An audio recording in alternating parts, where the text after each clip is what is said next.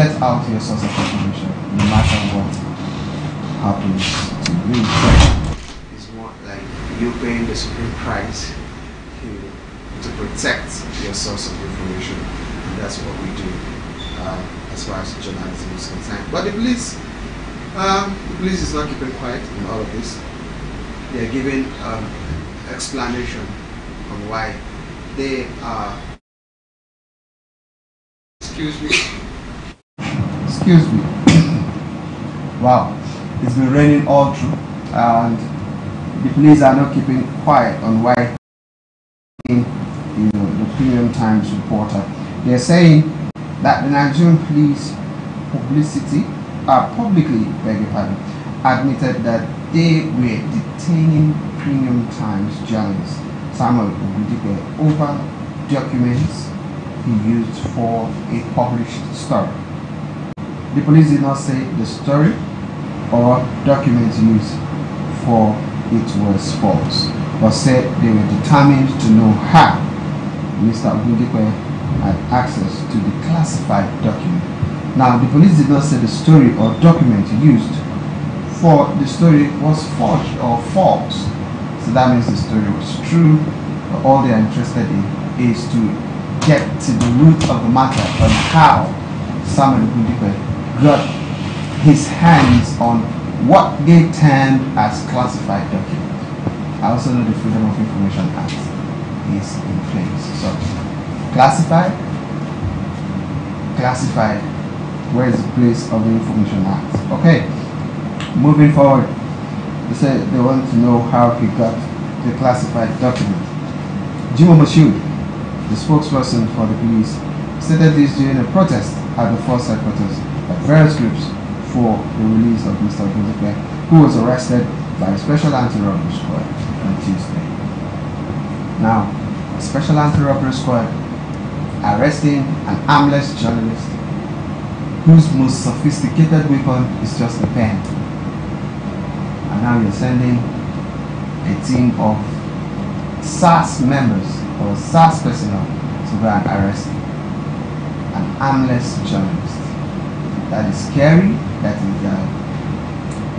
could send a whole lot of trauma into his nerves and all of that, because seeing those guys coming with their arms and ammunition and all of that just to risk you or to pick you up, that could send a whole lot of trauma to the individual. Alright, moving forward, he was picked by special anti-robbery squad, talking about SAS, on Tuesday. But while addressing the protesters, Mr. Moshood said, and I quote, "We are not saying tell us the source of your story.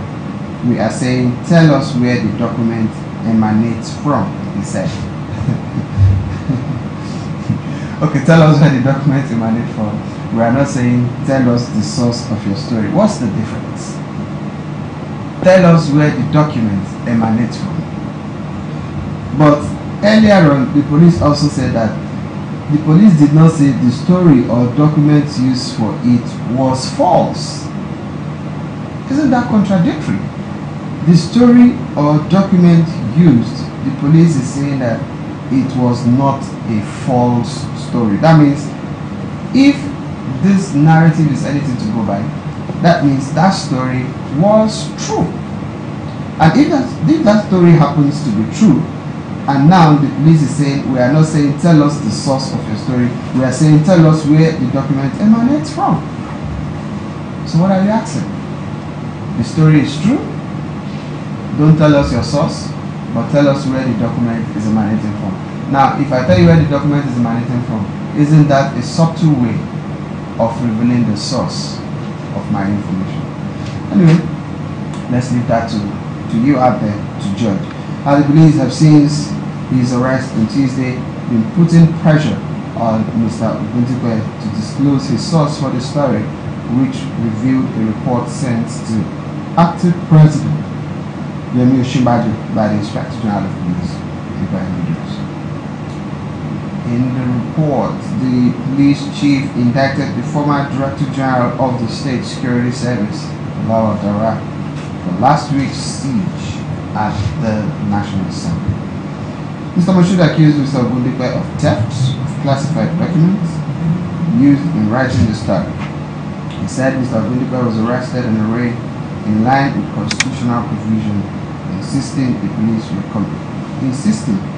police were committed to respect for the rule of law.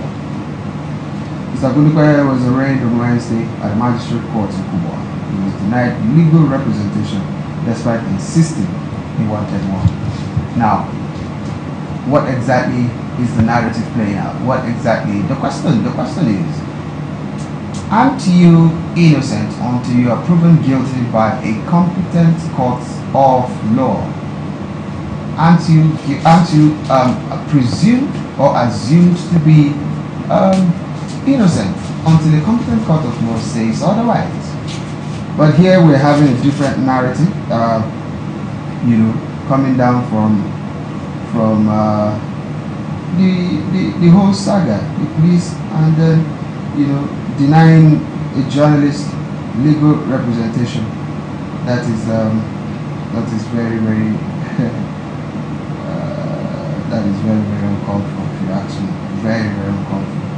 But the police will always tell you that they have what it takes to keep you, and then maybe, who knows, keep you for as long as they want. But the truth of the matter is, for how long will Ogundipe be in their custody? For how long? Now, after arraigning him, he was denied a legal representation. So, how possible will it be for him to defend himself? Alright, let's just see how all of that will pan out. Despite the fact that he's insisting that he wanted one, that was not granted to him. Mr. Moshood later on Thursday issued a statement after the protest. He says, it is factual to state that Mr. Ogundipe was arrested on the 14th of August 2018, and on completion of preliminary investigation, he was arraigned in a court of competent jurisdiction in the FCT in less than 24 hours of his arrest. He was remanded to police custody, and the case was adjourned to Monday 20th August 2018, he said in the statement. Mr. Samuel Ogundipe is also being investigated and prosecuted under other offences which violates Official Secrets Act, Cybercrime Act, and the Penal Code law, for which he has volunteered statement and standing trial. At the protest ground, Mr. Moshood argued that Nigeria's freedom of information law does not protect providing such information to the public. The question is, what are the informations? What are the informations? Okay. Even the FOI Act limits, that's quoting Juma Moshood, classified information. The matter is already before the court, and as a Nigerian, he has the right to defend himself. But you never allowed him to have a legal representation. So why are we going back and forth? But where a document that is classified goes up, we also have a duty to ask how it was leaked, Mr. Moshood said while speaking to journalists and other protesters. Yeah, you have the right to ask, but do you also have the right to deny him legal representation? That is what we are asking. And journalism is all about interrogating the process, interrogating, what is out, finding facts, finding, moves, and digging out things that are of public interest. The Imam Mandara issue was everywhere. So what has happened will be investigated and will take appropriate action, and you, the media, will be involved. Alright, we are waiting. The spokesman claimed that the Inspector General of Police, Ibrahim Idris, did not order Mr. Ogundipe's arrest. So who ordered his arrest? Too many confusion, conflict, of interest, conflict of information. First, you said the information released was right. Secondly, you said you are not asking him to tell you the source. You are only asking where the document emanated from. Thirdly, you denied him legal representation after he was arraigned in court. Finally, you're saying the Inspector General of Police did not order for his arrest. Then, who ordered for the arrest? At all, the order didn't come from the IG. people should disabuse their minds that the IGP ordered for his arrest, the police spokesman said. So, who ordered for his arrest? I think the police should come out clean and tell Nigerians that XYZ ordered for the arrest of Samuel Igundupe because of A, B, and C. Alright, let me take a short break at this point, allow you to digest everything I've said so far, and I'll be right back to continue with the show. Please stay.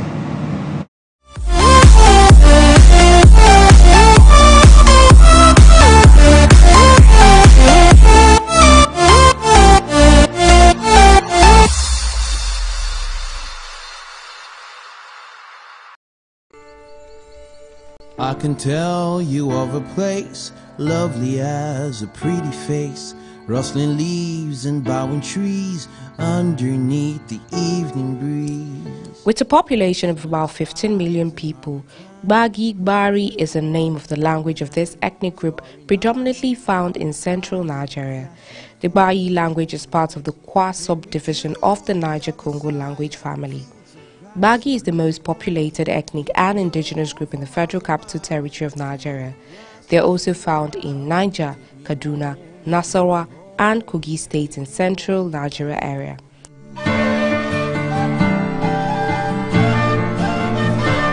The word Gbagi, which the Gbagi people are famously called, is the name of a particular yam in Gbagi. Principally, there are three types of Gbagi: Gbagi Niger, Gbari Genge, and Gbari Yama. The Gbari people are predominantly farmers, but they're also hunters, while some are involved making traditional arts and craft products such as pottery and woodwork like mortar and pestle. Making kites from paper bags, flying high above the clouds, dancing in the village square, lovers meet from far and near. Historically, the Gbagi practice a patrilineal kinship system. The lowest tier of authority is found in the extended family compound led by the oldest male. The compounds consist of small huts and rectangular buildings. The Osu king is the highest tier of authority in the Gbagi settlement and is assisted by a group of elders. They are known to be noble, transparent, peace-loving, accommodating and warm. Their hospitable and cordial nature earned them the phrase Muyishi Gwari Gwari, which means let's do it like the Gbagis. The Gbagi people have emerged as a unique breed among Nigerians. Their culture shows how much they have come to terms with the universe.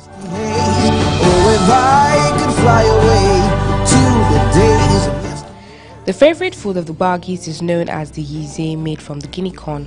To form yiwo, a special drink which is used to drink the nalodo, a spicy soup made with locust beans, and the famous dress is called ajisida, made from local cotton and traditionally woven and dyed by their skillful dressmakers. Some of their popular festivals is the Agbamaya festival and the Yibaji. The Agbamaya festival is a celebration performed to welcome the rain during the raining season, while the Yibaji is a traditional Christmas celebration. Where the owl is never safe and crickets cry to end the day. The Gbagi people are adherents of Islam, Christianity and traditional African religion. In the traditional African religions, the Gbagi believe in a god called Shikwe, one who was there before their ancestors, but they also devote themselves to appeasing deities of the god such as the Megiru. Many Gbagi believe in reincarnation. Islam became more prominent among the people after the Fulani Jihad, while Christianity was introduced to the people by the Sudan Interior Mission, also known locally as the Evangelical Church of West Africa, and the Baptist missionaries from the western part of Nigeria. Prominent individuals from Gbagi descent include former military rulers Ibrahim Babangida and Abdulsalami Abubakar, and Nigerian multi-instrumentalist, singer-songwriter and composer B.E.Z. Bez, whose song you hear on the background. I can tell you of a place, lovely as a pretty face, rustling leaves and bowing trees underneath the evening breeze. Oh my God! Oh, oh, oh! Election is when we elect our leaders who represent us. And election is my right as a citizen of this country. Election is a voting process. Election is a voting process, like vote a candidate for a leadership. It's more like my right to choose the country's leader. My own part to play about it. Say from layman point of view, is any activity that is aimed at putting people in a position of authority. It's a platform, an avenue for people to elect those or get into offices, those that they want to represent them. An election is simple now. It's just people choosing one or two people. The society choosing a number of people to represent, to lead, to coordinate, to do administration. All right. And now you want my trust once more. No. Before you can say, what an election is, there has to be an electorate. Somebody has to, vote, you understand, in an election for people of authority to get into power. The vote is the power of the electorate. All right. So the people brings their power to the table during an election. That's what it is. I think it's more like us having a say of who goes there to represent us, of who we talk to, that will guide us aright, and give us the benefit of that. Oh, let me not use the word a past one. Or give us the benefit that what we need is what we're going to get. Between the electorate and the election itself, the electorate are supposed to willingly vote according to their conscience, according to what they feel that the capabilities of whoever they want to elect into offices can do. The electorate, they have the power to elect their leaders because this is a democratic setting, and you know what the meaning of democracy is? Democracy is government of the people, for the people, and by the people. So it is our right as the electorate to elect our leaders. Only God can judge you now. Only God can judge you now. Come on, you can't buy my right. It is my right as a citizen, and you can't buy it with money. No amount of money can buy it. So because by the time you sell your right to vote, you're selling your birthright. That's the way I see it.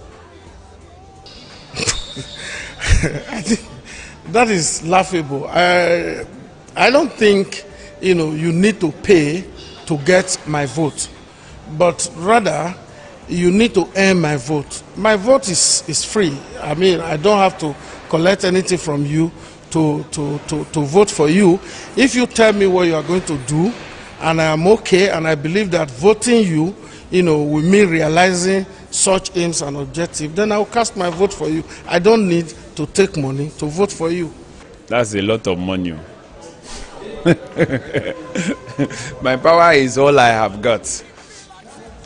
All right. So if it's like I'm selling myself to you. If you pay me and I give you my power, my vote is my power. So it means you are ready to pay a whole lot of money. It's like I'm selling myself to you as a slave. You have total control over me. So that would be difficult to sell, actually. That will be very, very. In fact, it's difficult to explain. Well, but it's also simple to explain. If I give you my power, I have sold myself to you. So why should I do that? It's my vote during an election is my power, is everything I am. A matter of money, because it's about my generation now, trying to cause a change. There is no money whatsoever that, one has to pay to get the right leader. The money can finish, but when the money finishes, what happens? What's next? That's what we're looking at. You can only offer me your conscience and nothing else. the conscience that I have to believe that when you get in there, you represent me well. I don't believe in selling of votes, and I can't do that. So my vote only can appeal to your conscience, and that is exactly what it is. If I find out that you cannot represent me well based on your antecedents, I can't at all vote you in, no matter how much you're giving to me. I don't need anybody's money to vote. If I want to vote, I'll vote for someone I choose to vote for. Not because of the money. See, all I wanna say is that they don't really care about us. That is the bane of the problem, the bane of the issue here. Collecting money and then selling your votes. You're selling a whole generation of yours. Very wrong. So people should vote according to their conscience. No matter how much they're giving you, let them go with their money. Vote according to your conscience. And when the person comes in, he will know definitely that he did not spend any money. He has come to do work for you. And he will definitely do the work. But when he buys your vote, what do you expect him to do? Definitely nothing. If I come to you and I buy votes from you, you don't expect me to do anything for you. So if they should have any expectation on the incoming administration, they should, from this very moment, begin to reorientate themselves, begin to understand that once they say their votes, they don't have any moral justification again to ask for the amenities that these people are supposed to come in to provide for them. They should know that, I mean, when you sell your vote, you shouldn't hold your leaders accountable for anything. Because at the end of the day, when they buy you, you are electing the wrong leaders. And it will in turn rub off on what will benefit our citizens of this country. Because what we're suffering from in this country is as a result of politicians buying our right to vote them in. That is what we're suffering from. So it should be discouraged. It should be discouraged. If you look at the lifestyle of people who sells their vote, they are in complete penury, living in squalor. They have no hope. Leadership that continues to give out money to buy people's vote in an election will continue to exploit the people. They would continue to refuse to do what they should do. They would continue to keep back developmental projects that is supposed to empower the people, and continue to use them as piecemeals during election. The common understanding is that once you sell your vote, it's like you sell your future, and you sell the future of the unborn. Because one, if you sell your vote, the person who bought your vote from you bought it, with a price and his personal money. And he will have to do business to recoup his money. And by the time he's recouping his money, you will be the one to suffer. Okay, you look at the children, you look at yourself. Are you really in the right place? Is the country in the right position? Can we compete with other countries out there? When you collect the money now and it finishes, what's happened next? So I think with that right frame of mind, people tend to think twice before they collect money, because at the end of the day, the money finishes, but the person is still there for the 4 years. So you shouldn't allow politicians buy you over. That is what we are suffering from as citizens, because we elect the wrong people. So at the end of the day, they're not accountable to us. By the time they buy you, definitely they will recoup their money. So as a result, you will not enjoy any form of amenities. What they are supposed to do for us, of course they cannot do it for us, because they are like investors. You invest money, you want to recoup it. So you can't hold them responsible for anything. Why you keep on deceiving the people, my brother, my sister? When you get politicians that want to come into power by crook or by any means, one thing is them having doubts, them not having the consciousness of producing results. When you won't produce results, you tend to pay for something.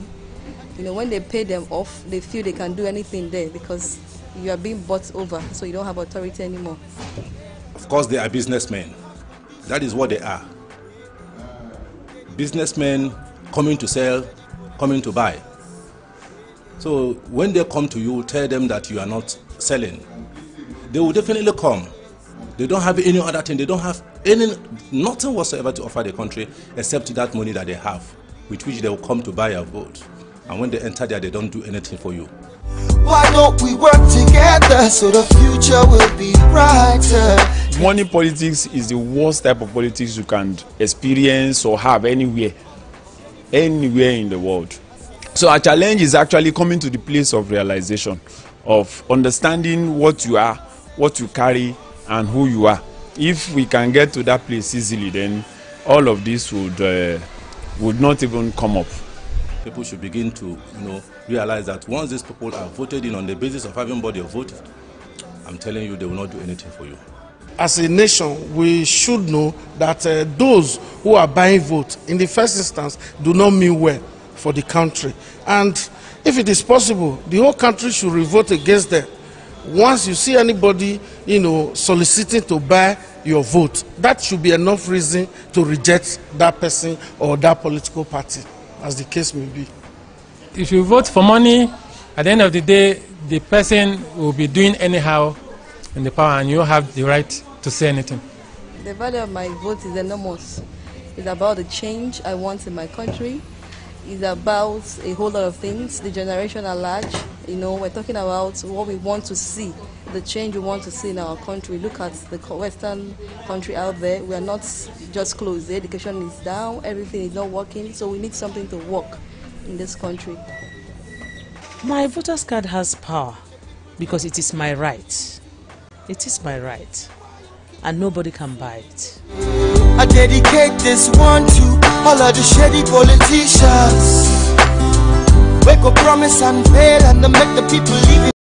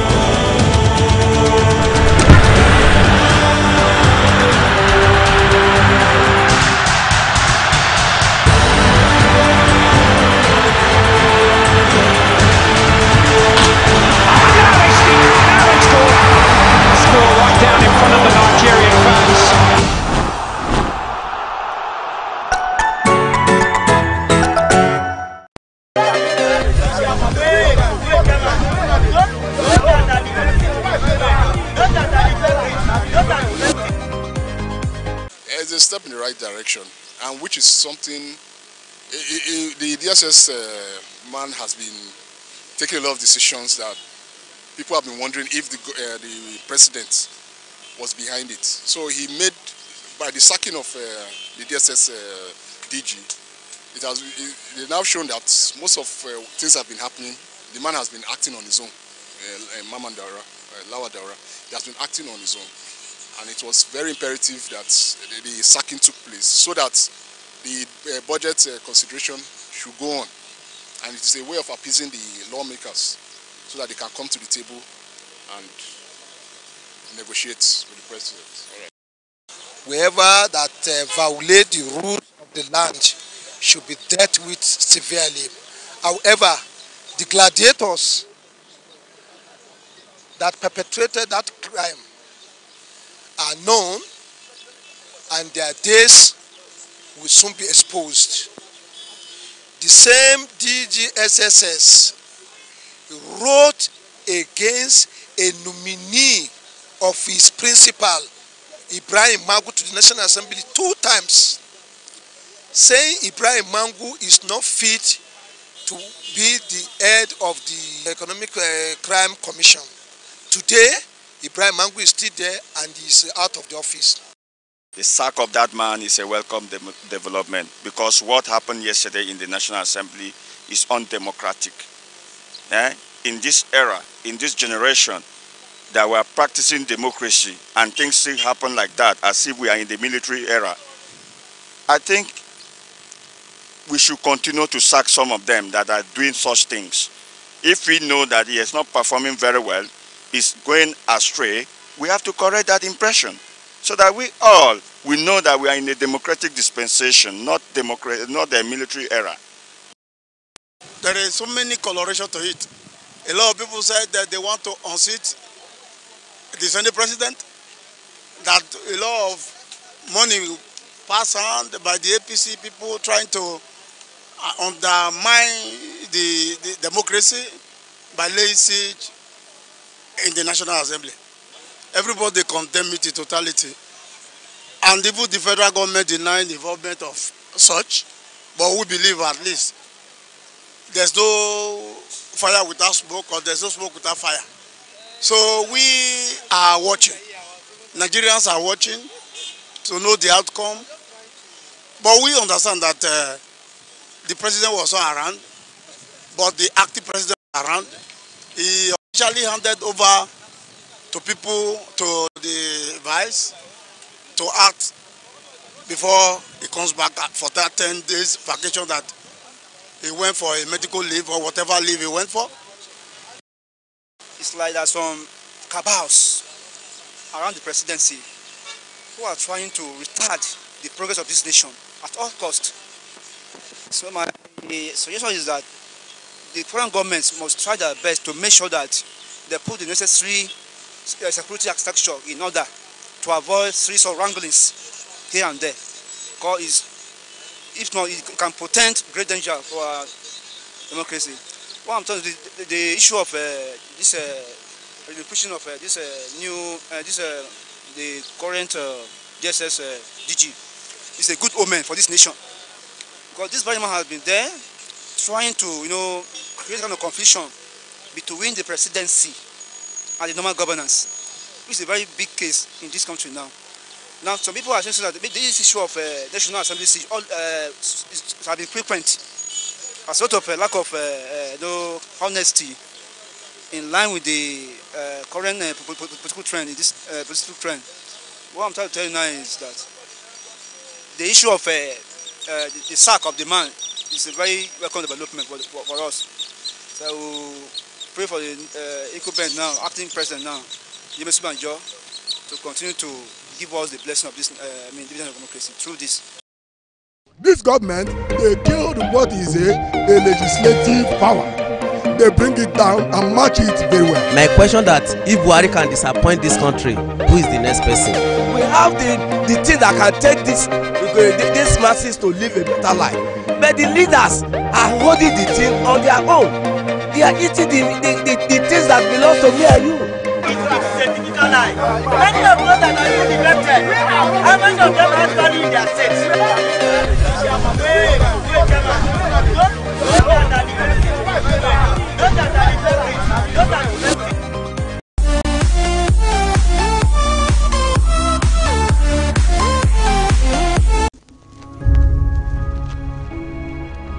Everybody's got a dream. Everybody's got a goal. What's the plan? Your plan has got to be clear, concise, compelling, consistent, and committed. You got to have a plan. Don't go to bed without a plan of how you're going to handle the next day. You have to work at it every day. You have to plan. Productivity is never accident. I want you to understand that it's not going to happen by luck. Success is cause and effect, not magic luck or magic fairy dust. Success is easy. It's making a plan and executing the plan every day. Make a plan, work the plan. Make a plan, work the plan. And whenever the plan doesn't work, you change the plan. That's called failure. It's called learning a lesson. It's called adjusting. If you do the work and you do it for a long enough time, you will be successful. Period. Whatever it is you're bold enough to dream, if you are intentional and deliberate about it, every single day, if you do a little, you're going to wake up one day and your dreams are going to be a reality. The shortcut is a lie. The hack doesn't get you there. And if you want to take the easy road, it won't take you to where you want to be. To reach goals and overcome obstacles and be the best version of you possible will not happen by itself. It will not happen cutting corners, taking shortcuts, or looking for the easy way. There is no easy way. There is only hard work, late nights, early mornings, practice, rehearsal, repetition, study, sweat, blood, toil, frustration, and discipline. Discipline, the root of all good qualities, the driver of daily execution. Discipline defeats the infinite excuses that say, not today, not now, I need a rest, I'll do it tomorrow. There is only one way, the way of discipline. There's power in consistency. There's power in doing something over and over and over and over again. There's power in practice. And your problem is you are on beast mode Monday, Wednesday, Friday. 10 a.m. to 12, beast mode, 1 to 5. You keep starting and stopping and starting and stopping. I challenge you. I challenge you to make up the gap. I challenge you to go from average. I challenge you to go from good. I challenge you to go from great. And I challenge you to be phenomenal. I challenge you to live in beast mode, because beast mode makes more money than average does. Period. When you are a true hunter, you don't go by time. You go by the gazelle. You don't hunt from 8 to 3. Why? Because the gazelle may not be open from 8 to 3. You hunt until you get a gazelle, and you don't stop until you get one. And then you get another, and then you get another, and you get another.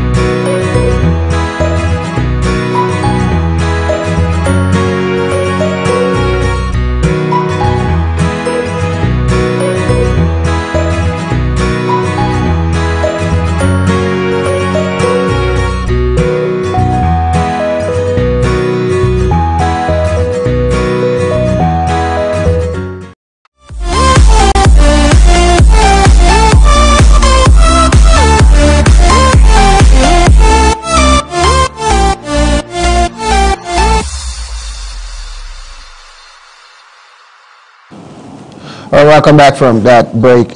Still trying to ensure that we have something very, very concise and precise that can trigger your reaction on the program this morning. And we've been able to come up with something very, very substantive, something very, very intriguing, something very, very, I don't know what other word it is. All right. I'm being joined by Daniel Wogwesa, and together we'll be doing all of the Vox this morning. Daniel, thanks for coming on board. Morning, Pius. It was a great day Friday, and we are saying all of the drama and everything going on in the polity, which, like we said last week, we still do not, or we have not maintained the tempo of the Fridays. I mean, you wouldn't blame us. It is still because of the happenings in the country, polity, and we just have to talk about it. A lot of things happening, making newspaper headlines, topping the charts and stories and all of that. But we just hope that all still ends well for the country, because the aim is that the country has to be better, than what it was and what our leaders met it. But nonetheless, we're seeing all of these things. We're seeing all of the happenings. We're seeing there's still an outcry of minimum wage is still coming to the fore, and we're hearing that governors are saying that they were not elected to pay salaries alone. Yes, we understand they're not elected to pay salaries alone. They're elected to govern, amongst other things, to ensure that the fortunes of the state improves, amongst other things. They were also not elected to loot public treasure. They were not elected to do that. So if they were not elected to pay salaries alone, they should also know that they're not elected to loot public treasure. They're not elected to amass so much wealth. And there's been this outcry about public office holders cutting their allowances and cutting all of the things that is accrued to them. I mean, in as much as most of them have some level of legal backing, or the law allows it, like they can earn this and earn that, but we're saying for good faith, for conscience sake, for the fact that some people in your state still sleep on the streets, and some people say earn 18,000 or below. You know, the poverty rate has not improved because we still have people earning less than $1, you know, a day, and all of these things. And some of these people still fly private jets, and their children live in affluence and all of that. So are you saying that the only qualification for this is because my father is elected, and that's why I should live better than somebody else next door? You know, several things. And I mean, what the Labour is asking for is nothing more. I mean, just improve the minimum wage. That's it. That's it. You know. Just improve the minimum wage. That's it. A whole lot of stories, you know, making the rounds. But what we'll be concentrating on, basically talking about our viewers out there, is also the Dapchi school girls, you know, saga that came up sometime yesterday, where the UN report, you know, says that the federal government of Nigeria paid a huge sum of money to rescue over 111 girls or thereabout, you know, who were whisked away by a faction of the Boko Haram terrorists. But the FG, through the Minister of Information and Culture, Lai Mohammed, came out to say that no, that was not true, that they never you know, paid any ransom, you know, to rescue those girls. So where are we, you know, lacking in information management as far as Nigeria is concerned? You know, that is what we want to look at today. So we'll be looking at Dapchi school girls ransom, FG fault, UN's report. Like I said, the federal government says that they never paid any ransom, but the United Nations, this is not Amnesty Group or Amnesty International, this is not an NGO. Yeah, an NGO. This is not maybe some other pressure group, coalition of pressure group, or some civil rights activists coming together, or even journalists, you know, making up some reports. This is coming from the United Nations. You know, if you talk about credibility, if you talk about integrity, if you talk about, you know, investigations, I think they have what it takes to put their report together. But the federal government also have what it takes to counter it, because they are the ones that are being, how would I put it, that are being accused. So if they feel they didn't do it, or maybe they feel the report is not the true reflection of what took place before those girls were rescued, then we want to know exactly what Nigerians think about all of this. Is Amnesty, is the United Nations giving us, and don't forget the federal government is fighting against fake news. So is the United Nations giving us fake news, or, you know, the federal government is giving us fake news, you know, in all of this? Because if you look at the United Nations, it's not just about a particular country. It's a coalition of countries, you know, coming together to form that particular union. So that's just what we want to see today. Dapchi school girls ransom, FG fault, UN report. Who exactly is saying what to Nigerians? And the 2019 election is just around the corner, Daniel. That is the very delicate thing in this matter, Pius. The fact that the United Nations have come out with such a damning report, and apart from the fact that, I mean, whatever it is that they want to say in that report, this has a lot to do on the integrity of our leaders, and also on us as a country and as a people. But don't also forget that if the federal government can prove them wrong, it also goes a long way to tell about the integrity of the United Nations. Yeah. You know, so in as much as we know that we have our issues as a country, and that but I mean, one would understand, or one would want to expect that the UN would come out in a more, should we say, in a more liberal way, in a way to not to cause chaos and uproar in the country. I mean, in as much as, yes, whatever it is that they have as proof, they may have, but we expect some level of professionalism in letting this report out, you know, because this right now will cause lots of stir in the country. One would wonder, what is the aim of the United Nations in bringing out this report at this time when we are, you know, a few months away from the general elections? Don't also forget that just a few days ago, the presidential spokesman and the VP spokesman debunked reports that there were pressure from the international community on Buhari not to run for a second term, you know, and he debunked the report that said that the president has a good relationship with these people. And now, just a few days after, we are seeing this report again. What exactly is the UN aiming at? What exactly is their aim for, you know, letting this report out at this time? You know, we just hope that there is no undertone to this. We just hope that there is no, you know, ulterior motive to all of this. But truth remains that this kind of report may be very risky at this time. You know, there should be some level of professionalism. Don't forget that the Minister of Information had a meeting with VOA, you know, some time ago, and he in that meeting, you know, reliably said he's comfortable talking to a foreign media because he knows of their credibility and their ability not to meddle with fake news. And so he was talking about fake news. And then a foreign organization or a world body, you know, come out with such a damning report also. But one thing that I must, you know, pick out in the federal government's response is that they have said show proof. In as much as they have said we did not do this, Nigeria did not pay any ransom, they have given them they have given them a backlash. Said show your proof. And so I mean we are waiting. Just the same way Amnesty International accused the army of their injustices and their abuse on human rights, and the army debunked that statement. The next few days, Amnesty International held a press conference and released the book on some reports. Well, in as much as that is not enough, we are yet to hear the last of that story. So what, when you hear these people, you begin to ask, what exactly is their aim? We are yet to hear the last on that story. They just dropped a bombshell. There is, and they released the book. There is no follow-up story on that.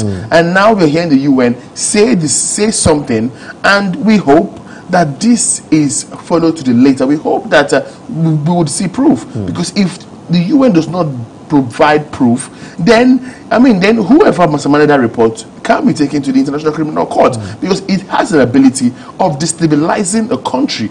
I mean, you cannot come out and make such an allegation, and we are waiting for proof. We're waiting for the UN to come out and lay some selling points, bring out evidence, bring out videos, not just even print paper reports. We need to see videos where these things were done, and then we know that you are right in what you're saying. Else you are just stirring up something that we would say is not fair. You know, nevertheless, one would still think if ransom was paid, if like they claim ransom was paid, then why was Leah Sharibu not brought? Didn't the ransom cover her? Why wasn't she brought out? You know, of that particular kidnap issue.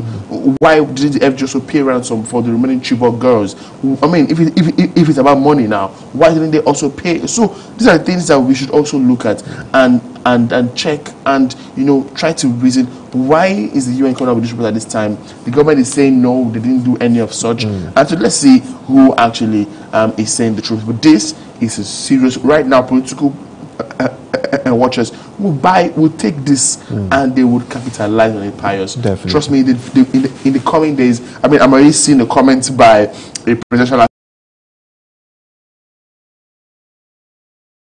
aspirant to attack the government really strongly, saying that it's a government of lies. Pato told me yesterday also said that this is not the APC that did. Now, these things will cause lots of things like this, which is not nice, which would not be, palatable to hear for a government that is, still trying to do one or two things and try to get the acts ready for 2019 elections. So I think that we, whatever this report is, if we as journalists don't follow up on these things and ensure that the UN have their facts laid down, then this can just be a report that could just damage the image of our country. All right, we have SMB from Lagos. Hello, SMB. Hello. Yeah, SMB. Good morning. Thanks for joining us today. Good morning, Good morning, Daniel. Good morning. Thank you very much. Yeah. Obviously, one will begin to ask, why now? Why now? We all know that UN is a celebration of a lot of countries where they articulate things together and then make things easier for those members of that particular union. And then I would quite appreciate if this issue had come out things before now. But the issue is, let us realize, let us believe that Igbo girls are Nigerian girls. Igbo girls belong to Nigeria. And ever since this issue happened, so many commentators made mention that even if it will take Nigeria to do whatever it will do, we need these girls back. All right. Look at it in this angle. How many people are losing the nation's treasury? If it will take Nigeria to pay ransom at least to secure their children, I see no big deal in that. The only thing is there is gap between the communication and the populace. Now that the UN come out with this one at this point in time, what are their vision? Are they campaigning for somebody? That's the question we need to answer. And secondly, let us realize that they are children like any other children in Nigeria. Pius, you'll agree with me. It was only in Nigeria we celebrate Luther as heroes. Why is it so? Why are we celebrating Luther as heroes? People girls are Nigerians for God's sake. They are our children. They are our sisters. We need them back. Whatsoever may be the case, we still need them back. And we are still campaigning for that. Believe in me, there is a big gap between the communication and the political system of the nation. And that gap must be bridged.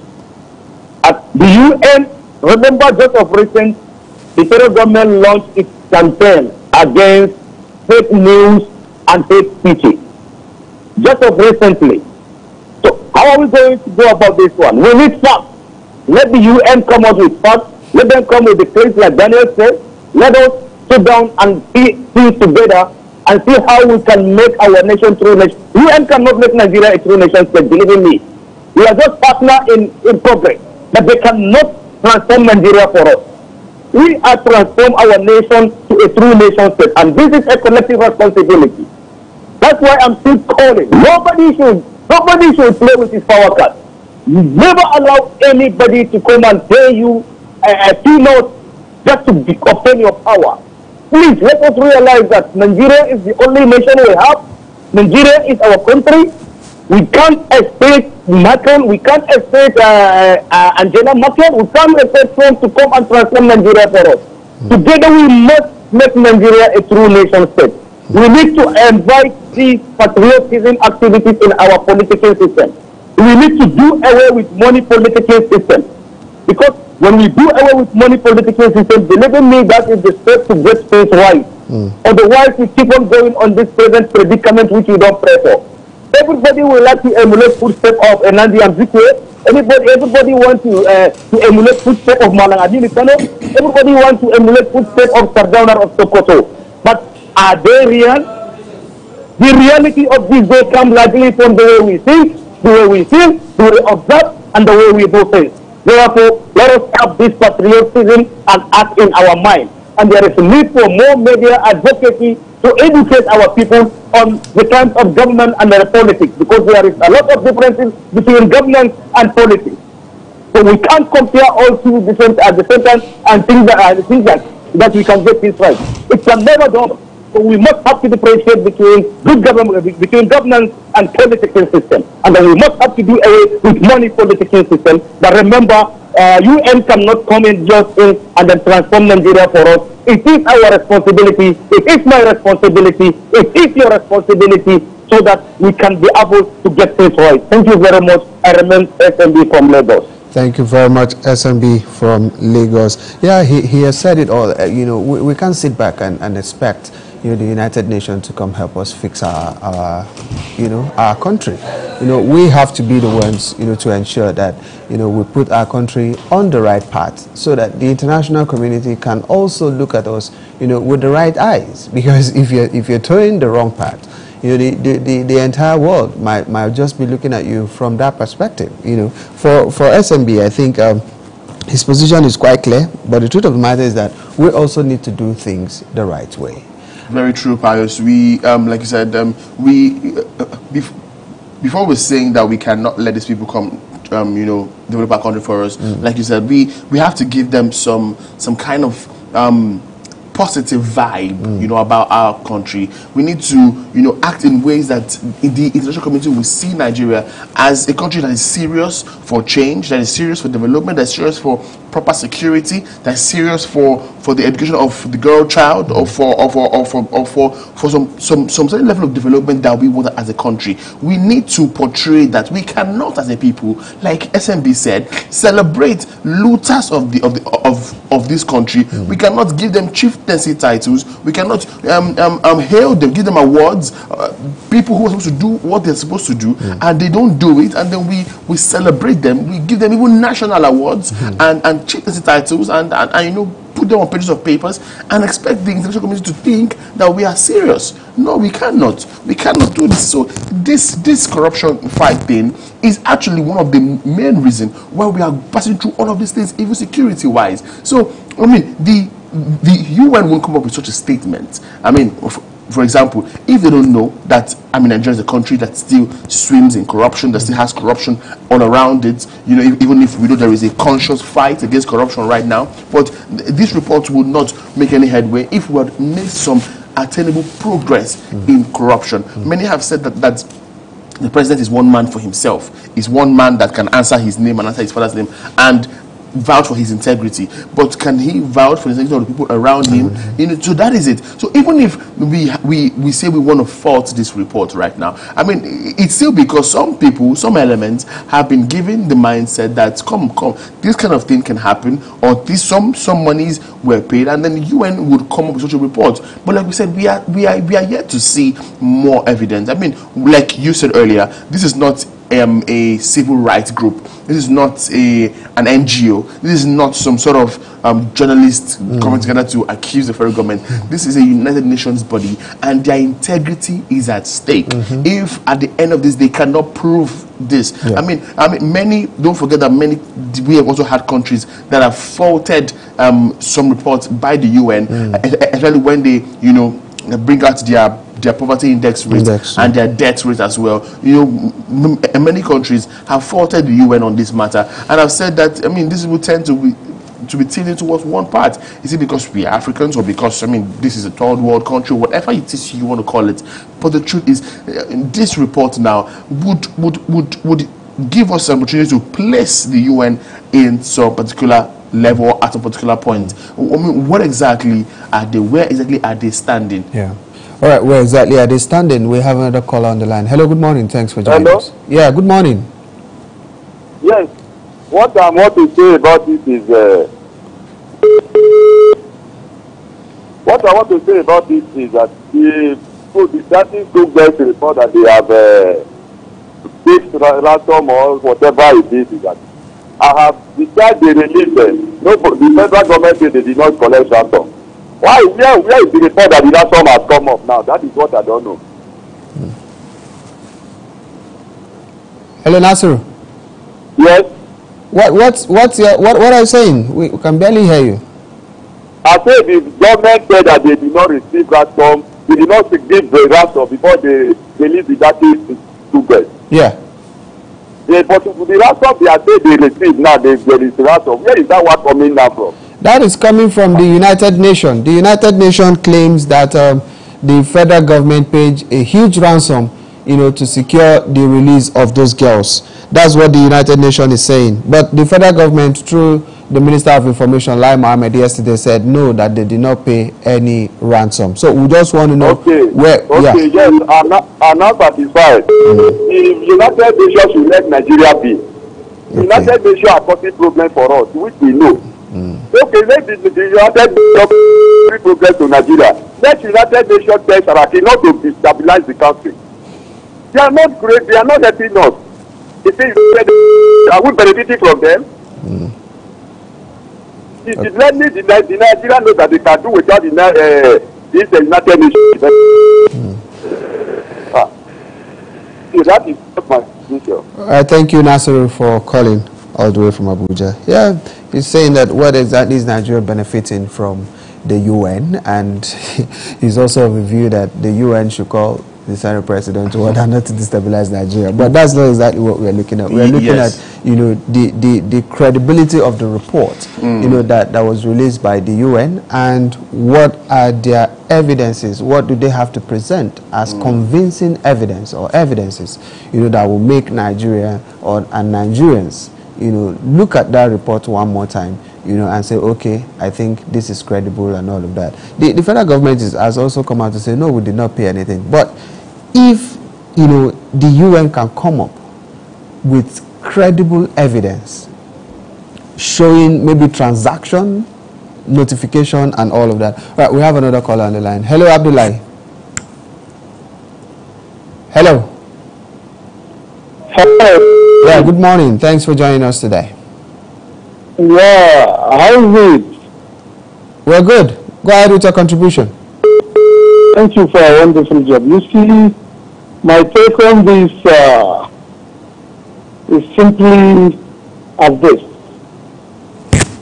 I began to wonder if an international organization, world coordinating body of United Nations capacity will be silent in terms of insurgency destruction, only for them to cook a report when a government of the affected country has done its best in trying to unravel certain security situations. I had expected the United Nations to have come with, because they will be telling you is an intelligent gathering, leading them to arriving at this their release. I wonder why the same United Nations, who claim having the capacity to arrive at all these discoveries, was not there when Boko Haram were on the rampage in almost all the northeastern states. That was when Nigerian and the people of Southeast needed intelligence because most. That was when we needed the United Nations most. And that was when the United Nations need to come out with information on this, on that. Not until now in an post-insurgency, so to say, era. When federal government have gathered all their materials together and put it to use and arrive at a particular success. You see, when the first set of girls in Chibok got abducted, the federal government then find it so difficult to do it either by bribing or whatever way to free those girls in their reasonable number. When this government came to power, they were able to succeed in releasing part of those Chibok girls they inherited. And now the one that happened under their administrations in Dapchi recently, they were able to release them. Bribe or not bribe, I think the government deserves accolade by an international body like the United Nations. In this era of anti-terrorism, the world is spending much on anti-terrorism fight. The IS and what have you, the Boko Haram themselves, they are deadly. So you see, I am confused. Sometimes United Nations doesn't help matters. What they did sometimes is to hit the politics. What do they mean? By saying that Nigeria actually pay ransom to release that children. When the government is saying, no, we didn't do that. We put to use materials available to our use to release them. What causes the United Nations I mean, any shortages or damage for them to simply agree with them. Were they there? Do they know what Nigerian government did have then? What intelligence report are they relying on to arrive at this release? You see, the only mistake there, or the only pain, is that the other girl left there in, by name Ria Sharibu, the Christian lady, that is making the whole thing to look as if somebody is segregating someone. Nigerian government actually did very well. The United Nations should rather give award to Nigeria. This happened in Colombia. It's happening in Syria. It's happening all over the places. But Nigerian government now stand out as best to free those girls alive. Instead of the United Nations to come with something beautiful, and they are now telling us that no.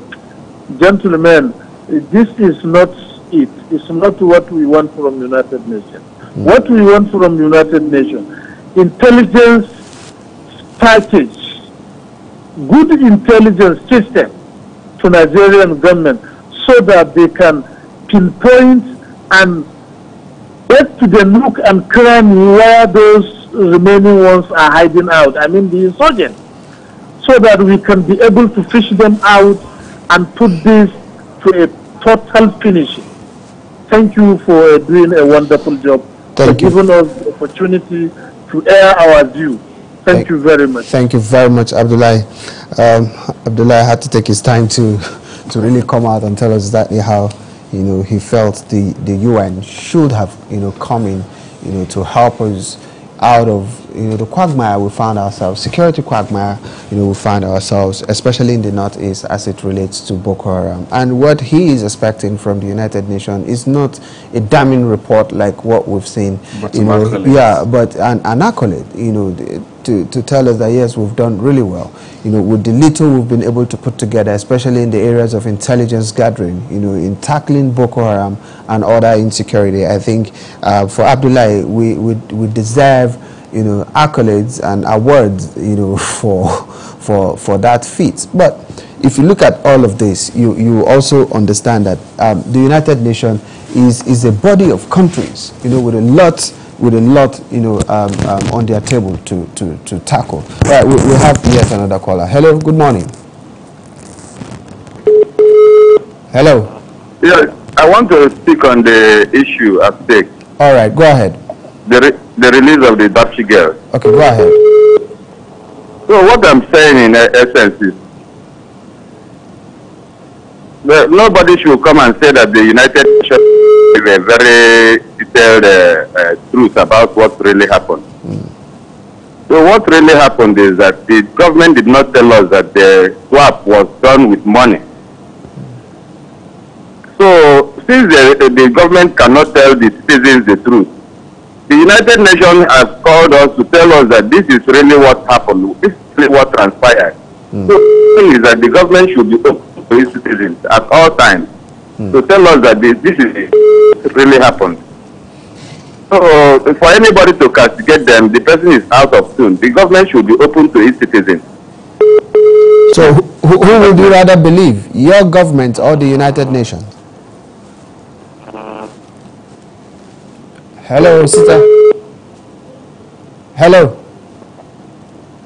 Okay, I think we lost him there. Yeah, Osita, yeah. Go ahead. Now, just to talk about, I think the last two previous callers that said, what are we even gaining from the United Nations? Well, they're enormous. We don't want to go there.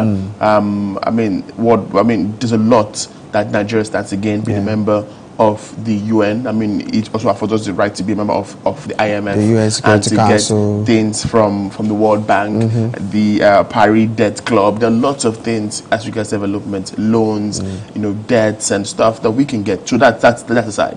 Now, on the other hand, there's something called information management, Pius. And as journalists, we know that we're trained that there's some informations that you don't let out, not because they are wrong, but because of the after effect of such information. And that is why sometimes we have what we call the theory of social responsibility in journalism. So whoever in the UN must have put up this report. Maybe the person is not a journalist, or maybe doesn't understand the ethics of the job of journalism, but should be able to understand that at this time in this country, Nigeria, we cannot release this kind of report now, or can we find another subtle way of letting this report out? That's on the hand. On the other part, this last caller now from Enugu, who is saying that the government... sorry, Daniel, you might have to hold your thought a little while there, because we have another call on the line. Hello, good morning. Am I on to People's TV? Yes, you are on to People's Television. Okay, I wanted to make a contribution from Port Harcourt. Go ahead. Yeah, I just wanted to ask a question. Now, the question is who is the Deputy Secretary General of the Nation? You said what? The Deputy Secretary General of the United Nations. I thought it's a lady from Nigeria. Yes, I mean, yes. If such a report is coming out from UN, then she must be aware of where the report emanated from. So why the United Nations, when we have our own writing there, as the Deputy Secretary General of the United Nations? That's just the question I want to ask. Okay, thank you very much. Really very, very insightful. Very, very insightful. Very, very true. I mean, if you look at it, Ibrahim is the Deputy General of the United Nations, a Nigerian actually. And I mean, is it possible for this report not to go through her desk? She was the former Minister for Environment. Yes, served under this same government. Administration. So, I mean, one would say, if she goes, I mean, she's not a politician. You cannot. Amina, for one, is a technocrat. He's a professional. She is. I mean, she served in the. She has served the former president, Chief Olusegun Obasanjo, in his government. She has served in Yar'Adua's government. She served in Goodluck's government. She has served in Buhari's government. So you wouldn't say she's a politician. She's a technocrat who understands the job. And so you wouldn't say she has some level of political affiliation that she's trying to back or trying to, but she is there, and there's no how she would not be in the know of this report. Pius, I think our last caller just brought out some very important points here. Yeah, we have another call on the line. Hello. The top members of the terrorism that they released to them for the swap of the girls. And another. Where are you calling from? Your name and where you're calling from? Okay, Obande. Obande from Benue. Hello. Hello. I think we lost him there. Please do call back. He had something to say as the phone was in. But nevertheless, back to our last caller now, Osita, from Port Harcourt, when he said that the Deputy Secretary General of UN is in Nigeria, and that begs a lot of questions. Yes, that goes further to make us to think, really. And so she should be in the know. She's among the top 3 or 4 at the echelon of authority in the UN. And so there's no how she wouldn't be in the know. And don't forget that we also have Nigerians who are heading other international organizations across that are subsidiary bodies in the UN. So you really think all of these things, I mean, then the onus lies on the UN to prove this report. Right. And perhaps, I mean, don't forget that we may not see any paperwork as regards transaction done, maybe a bank statement. I mean, if at all something happens, we will not rely on any bank statement. We're saying the UN should bring out videos, pictures of transactions done. This kind of deals hardly go on with bank transactions. This kind of deals go on with monies carried with security presence, delivered, All right, we have Obande back. Calling from Benue. Hello, Obande. Good morning, sir. Yeah, good morning. Please go ahead with your contribution. I'm Mr. Obande calling from Akodi. Go ahead. Go ahead. Okay, so now, about this Dutchy girls, something that I'm just So the question I want to ask is this. Now, the federal government are denying the fact that they didn't exchange money for the release of the girls.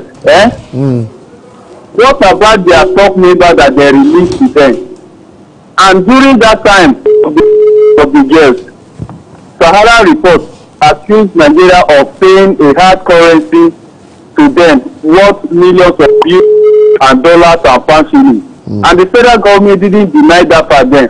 Why not they are denying that part? So there is something I want to understand there.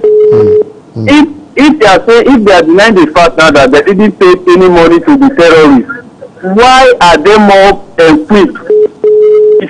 What is happening now, the way of the attack? Look at every day and the sophisticated report that they are using. Is that not the money that they pay to them that they use to acquire all these things? So please, there is something I want to understand. That denying the fact that they didn't pay money once, and secondly, if they didn't pay money, then they told us that they will release their top members to them. So this is what I want you people to emphasize on. Thank you very much. Right, thank you very much, Obande, calling from Benue State. Yeah, he made reference to the Sahara reporter, who came out to say that, you know, actually money exchange hands, you know, but the FG. Then I can't really picture it if they came out to say anything about that report. You know, I know Siriki, this other journalist based in Dubai. Hadi Sirika. Hadi Sirika is you know, the Minister of Aviation. Yes, Siriki. Yeah, Siriki. Yeah, also came out and all that. Okay, we have Isma on the line. Hello, Isma. Right. Yeah, good morning, Isma. Good morning. Say hello to Daniel. Hey, good morning. Good morning. How are you? Fine.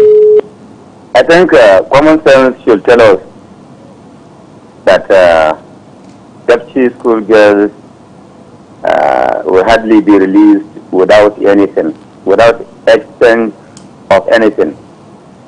And then if there is something that was given in exchange of deputy school girls, what was that then? There is a gap.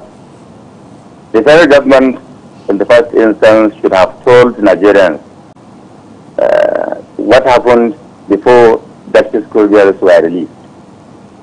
I think that should have been done since when deputy school girls were abducted, but of course their subsequent release.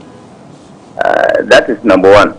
Number two, we should not dismiss this report of the United Nations easily because we feel Nigeria should, or rather can give anything in exchange school girls.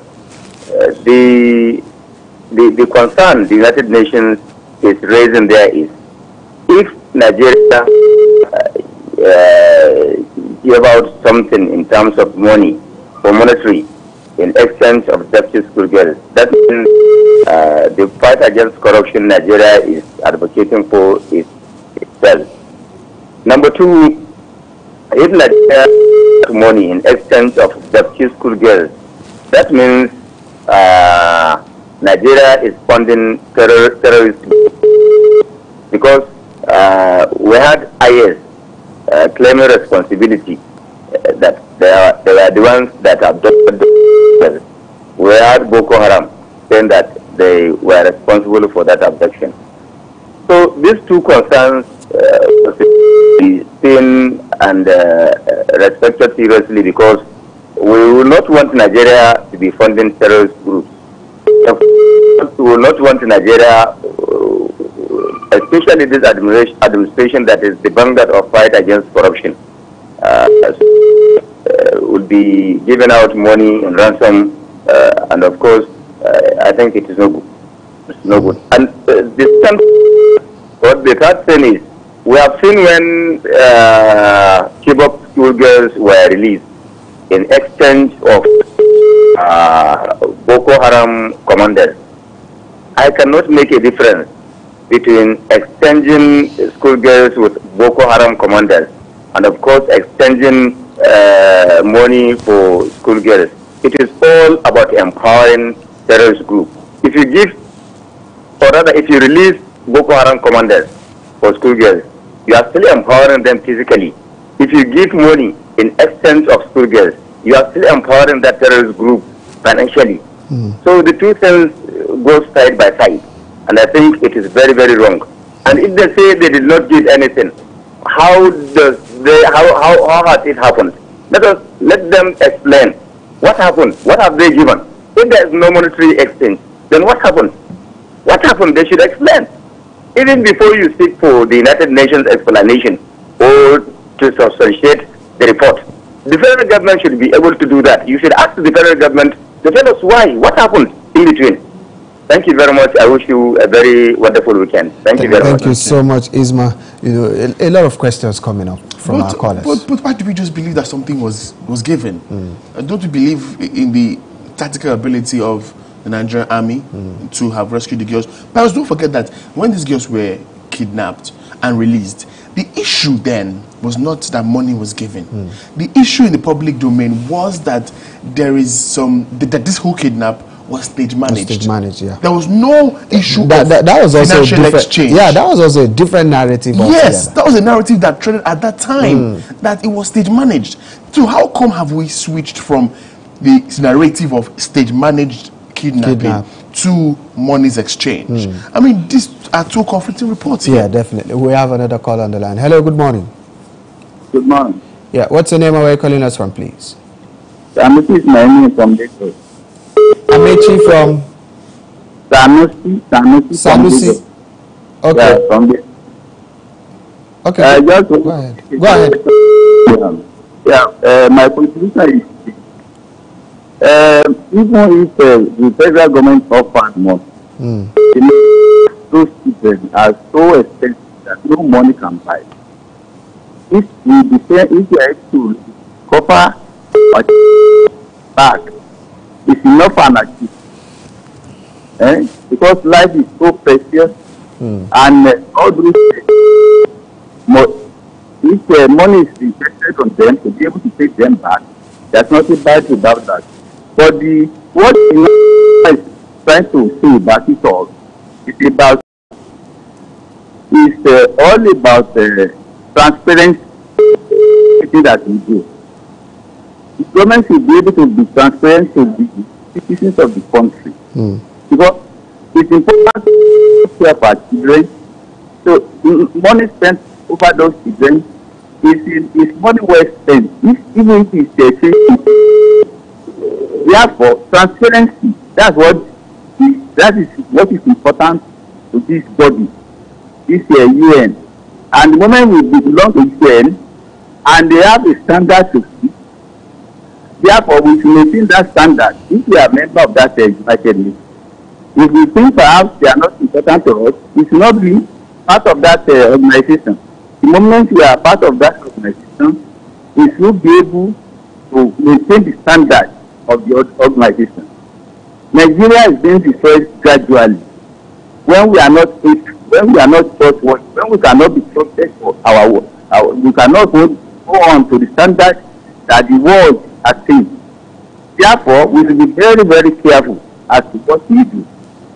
Even if we exchange money for the release of the children, we should be able to say it, because we are not funding what do you call it like that. Where our children are more important to us, and we should be able to have them back. Even that lady that remains now, we have never spoken about it for quite a long time. So we need that lady back too, because he declared himself as a Christian, he's remained there. So no amount of money spent on it to recover her. It's too much. God bless you. That's my little contribution. Thank you very much, Sanusi. I think Sanusi raised a very important question, that I think you earlier talked about. If anything was paid, or if there was a kind of exchange, so what happened with the only girl that is still remaining? Is it that ransom did not cover her, or what exactly is happening? That is what I mean. We should also come to think about what happened. I mean, where exactly did that ransom cover that lady? Then the other Chibok girls as well that were there when Goodluck came into power, when some died, some died, some have been released. That the remaining Chibok girls, what happened to them? But I know that I'm just going to line out to see how I can download the report of the UN report, that indicted and said that some monies were paid. That this report was put together since July 27, Pius. Now, if this report was put together since July 27, that was when probably definitely concluded. Yeah. Sorry, Daniel. Before you do that, we have another call on the line. Hello. Good morning. Yeah. What's your name and where are you calling us from, please? I am calling from Makurdi. My name is Kingsley. Your name is what? Kingsley. Okay, from Makurdi. Yes. Yeah, please go ahead. I want to say like this, that whether federal government pays ransom of money or what, we know our daughter has been released. It is better that government spend money on that issue than to allow politicians to lose our money and invest abroad. Whether they paid, it is nothing that can United Nations. All right, thank you, Kingsley, all the way from Makurdi. I think he wasn't so audible enough, but I think what his position is the fact that it's better to pay and get those girls out rather allow some politicians to just do it with the money and stay abroad or something. But whatever it is, now let's even come to the fore that yes, monies were paid. But the other girl, what happened to her? Didn't the money cover her? Isn't she worth, isn't her life worth more than the money? Couldn't they have paid also? The remaining Chibok girls, the remaining ones that were left in captivity, what happened to them? So, this just raises so many questions. And I mean, going on Twitter right now and seeing so many trends. I mean, from yesterday night to this morning, this issue has gathered about 5,000 tweets, Pius. That this same issue, 5,000? Over 5,000 tweets. All right, let's just have this caller. Hello. Hello, good morning. Hello. Good morning, sir. Yeah. Daniel, good morning. Yeah, good morning. Matthias, yes. let's go. I want to really thank you this matter to the table of your US. There is no amount of money that the government of the day could one single life that is too much. We know that that Chigir, because there are so many issues that played over the issue of that Chigir. There is one military, one army person. I don't know whether he was really a military man or not. But the man came out to say that there was a game that was played over the issue of that Chigir. Federal government take the issue of that Chigir to some money was paid to them so that they will stay the kidnapping. So if government is able to pay negotiate with the kidnappers, I think there is nothing bad about it.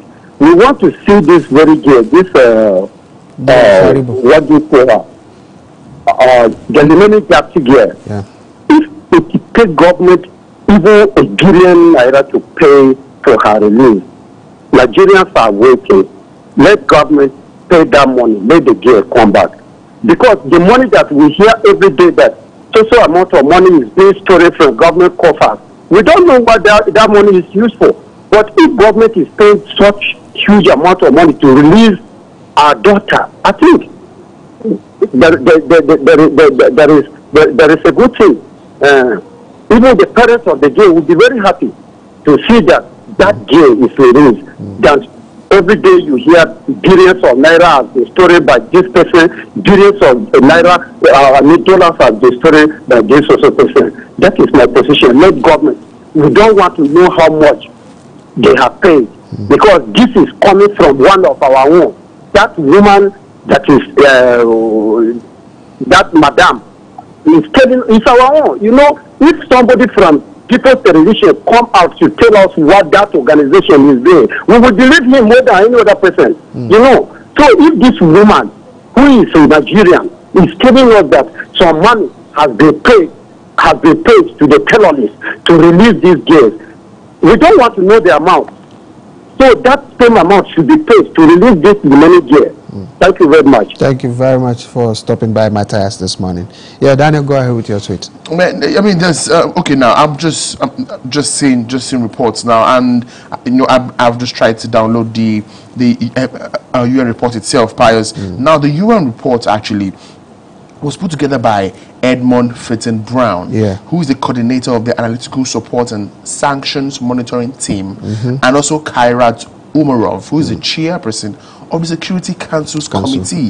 Now, this report was released and laid before the UN Security Council committee on July 23rd, but just made public yesterday. Now, the UN Security Council is the #1, body for security issues in the world.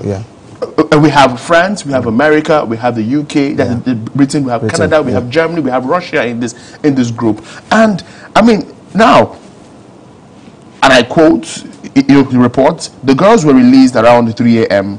through a back channel effort with the help of some friends of the country. This was the Minister of Information now quoted in March. But the report now faulted. Now, the minister in the report in March said that the agreement was a temporary ceasefire, but from the government and the terrorist group.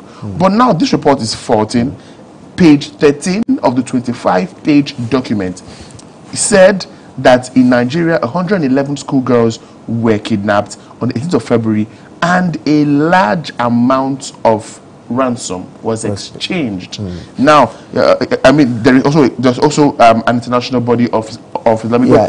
Daniel, I know there are a lot for us to talk about as far as this issue is concerned, but maybe we'll have to bring back this topic sometime on Monday so that people will really have more opportunities to talk about it, because either we like it or not, we need to go back to the genesis when those girls were kidnapped, how many days they spent, how many of them died. I was at Dapchi a day after that kidnap, and I spent a better part of that month in Dapchi. I know some of these things. I have pictures on my phones that I can also reel out. I went into their hostels. I went through the parts they were kidnapped, the parts where the terrorists came in from, the parts they left. I trekked for almost 2 hours just to have my own perspective of what really happened in that place. So I know exactly how Dapchi looked like. I know the people in Dapchi. I was at the Chief's Palace and all of that. So if all of these are anything to go by, we need to take it from, how the whole thing started,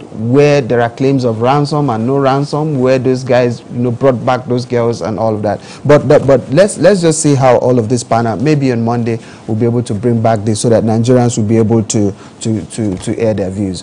All right, for the want of time, Daniel, this is where we'll be calling it a wrap today. It's been very, very interesting, and Nigerians have come out to tell us exactly what they feel about the payment of ransom or no payment of ransom, and especially the reports coming out from the UN. Well, you want to say your goodbyes at this point. Well, yes, one of my closing words would be from the to the UN. Let's hear a figure, because from the reports there's still no figures.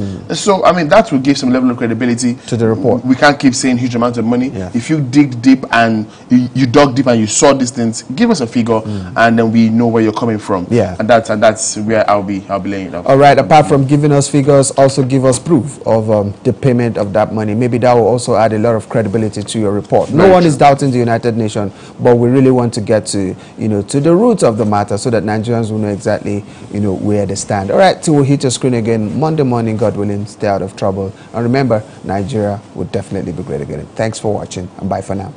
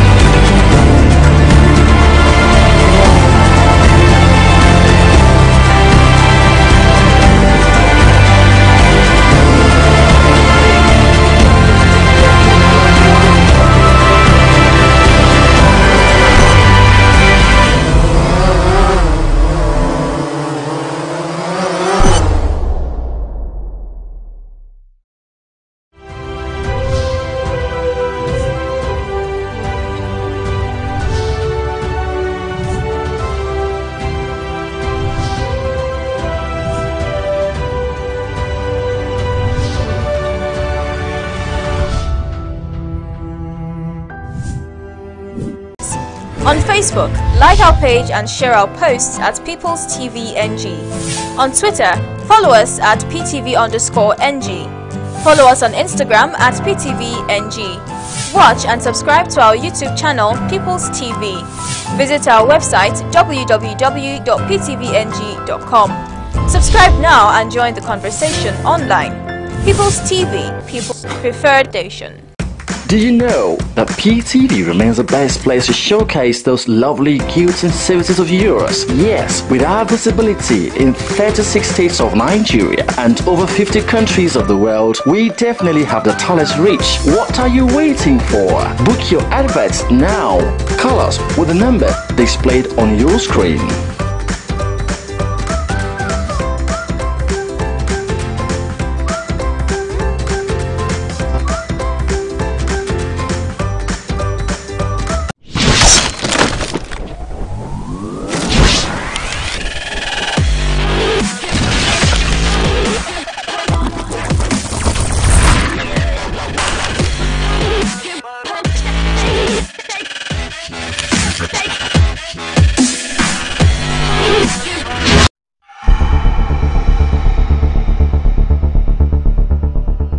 You're watching People's Television, your people's preferred station, powered by you.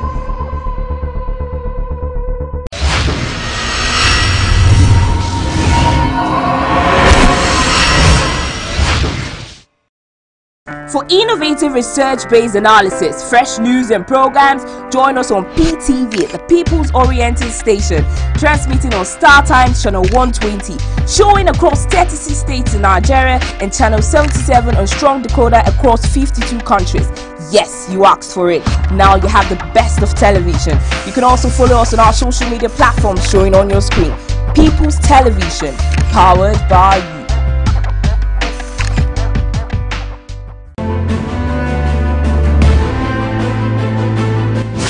Soldiers helping Nigerian forces fight Boko Haram. We will have to persuade Nigerian legislatures. This is coming together of people who are confused. Executive order should comply with the law. I personally dissociate myself completely. From this interview, because you have said there had hardly been any administration.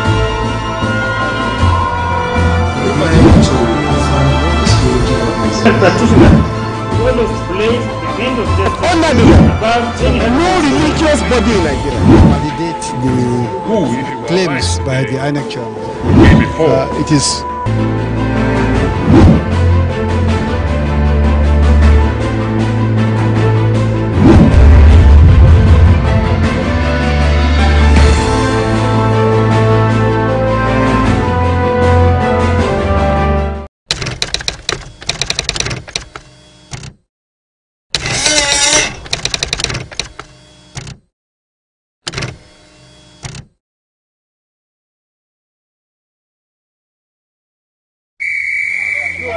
To, da kai da ke da ita da shi da kowa nake so na yi magana da.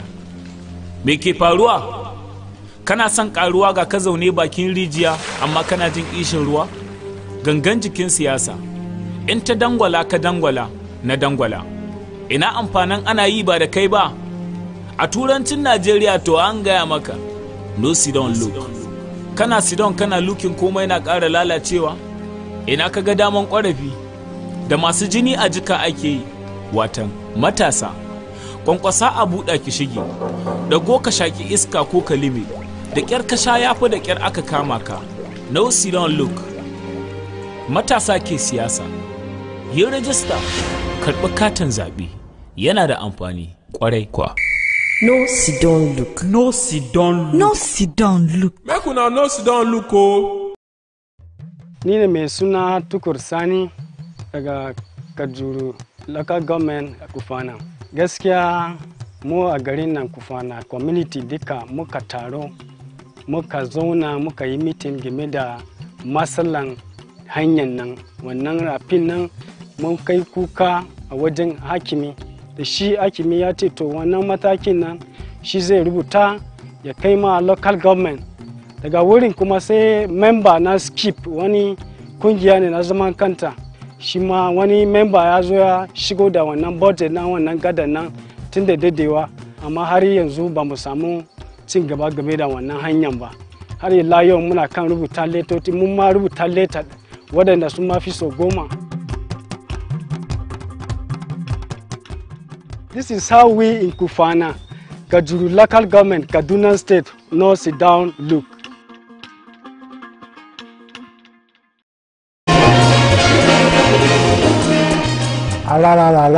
My name is Femi Anikula Kukuti. This is just to tell you, beg you, plead with you, don't let anybody lure you into being violent.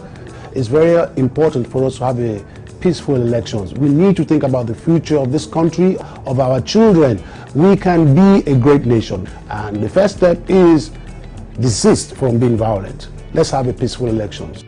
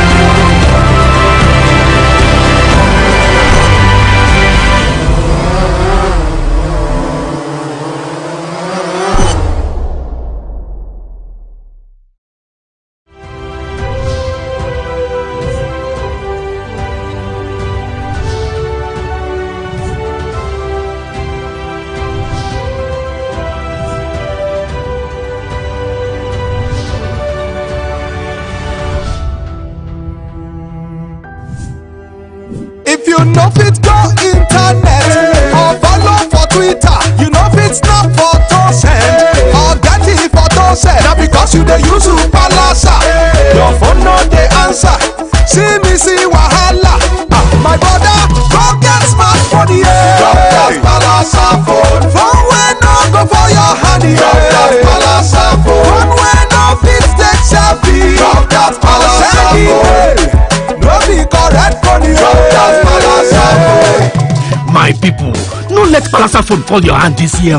Kia go buy 3G or 4G smartphone or bring that your phone come join MTN and then go summer you with 100% awoof data bam on top every data bundle wey you buy for the next 3 months. So drop that Palasa now, change your levels so that you go fit enjoy fast internet on the network we get data for everywhere for we country Nigeria. This offer dey open to new and old MTN customers. Do you know that PTV remains the best place to showcase those lovely goods and services of yours? Yes, with our visibility in 36 states of Nigeria and over 50 countries of the world, we definitely have the talent reach. What are you waiting for? Book your adverts now. Call us with the number displayed on your screen.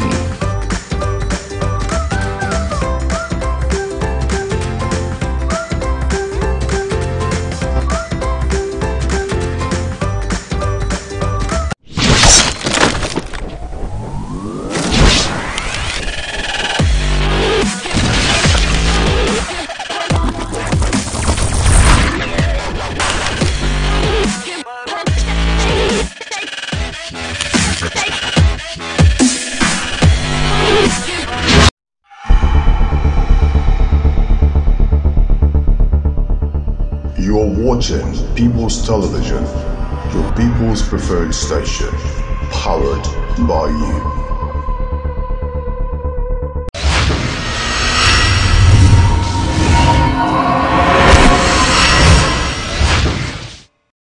For innovative research-based analysis, fresh news and programs, join us on PTV, the People's Oriented Station, transmitting on Star Times Channel 120, showing across 36 states in Nigeria, and Channel 77 on Strong Decoder across 52 countries. Yes, you asked for it. Now you have the best of television.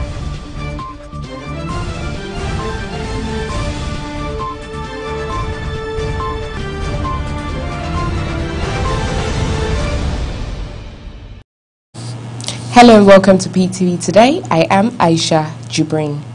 The Nigerian Union of Journalists is not comfortable with the arrest and detention of Premium Times journalist Samuel Ogundikpe. It also wants the federal government to prevail on security agencies to allow the media carry out their duties without fear. The union wondered why Ogundikpe is still being held after 48 hours in spite of public outcry. It is more than 48 hours since the police took Samuel Ogundikpe into custody, and journalists and Nigerians are concerned. This is because another journalist, Jones Abiri, had spent 2 years in custody over what NUJ considered a spurious allegation. Jones Abiri, for over 2 years by the Department of State Security, on the face of it, is a slap. It's a slap on our democracy. It's a slap on press freedom. It's a slap on freedom of expression. Because judging from even what they're charging for, conspiracy, criminal concealment or whatever. So you look at it and you ask him, what did he do? What did he do? And for 2 years, the DSS could not bring up any evidence against him. As we have seen in court today, this is the second time he will be appearing, yet the DSS could not provide the witness or even evidence. That shows they had nothing against him. It was just an attempt to muzzle the press. And any attempt to muzzle the press would definitely affect this democracy. They argue that media practitioners should be allowed to carry out their jobs without fear. It's an unfortunate situation, and on the part of the DSS, they have failed. And I think the DSS had to stop this kind of intimidation. It's unjust to keep someone for 2 years without any evidence. I am in the court today and I listened. They have no evidence why they are keeping him, and this should not continue. This should be discouraged. This is not the kind of DSS we are expecting. The DSS should be restructured, and I think it is high time. You don't keep someone when you don't have evidence to prove why you're keeping him. The court have called for 2 years. No, you cannot forward why you are keeping this man. It's so disturbing, it's so worrisome, and I condemn DSS to the totality in this particular regard.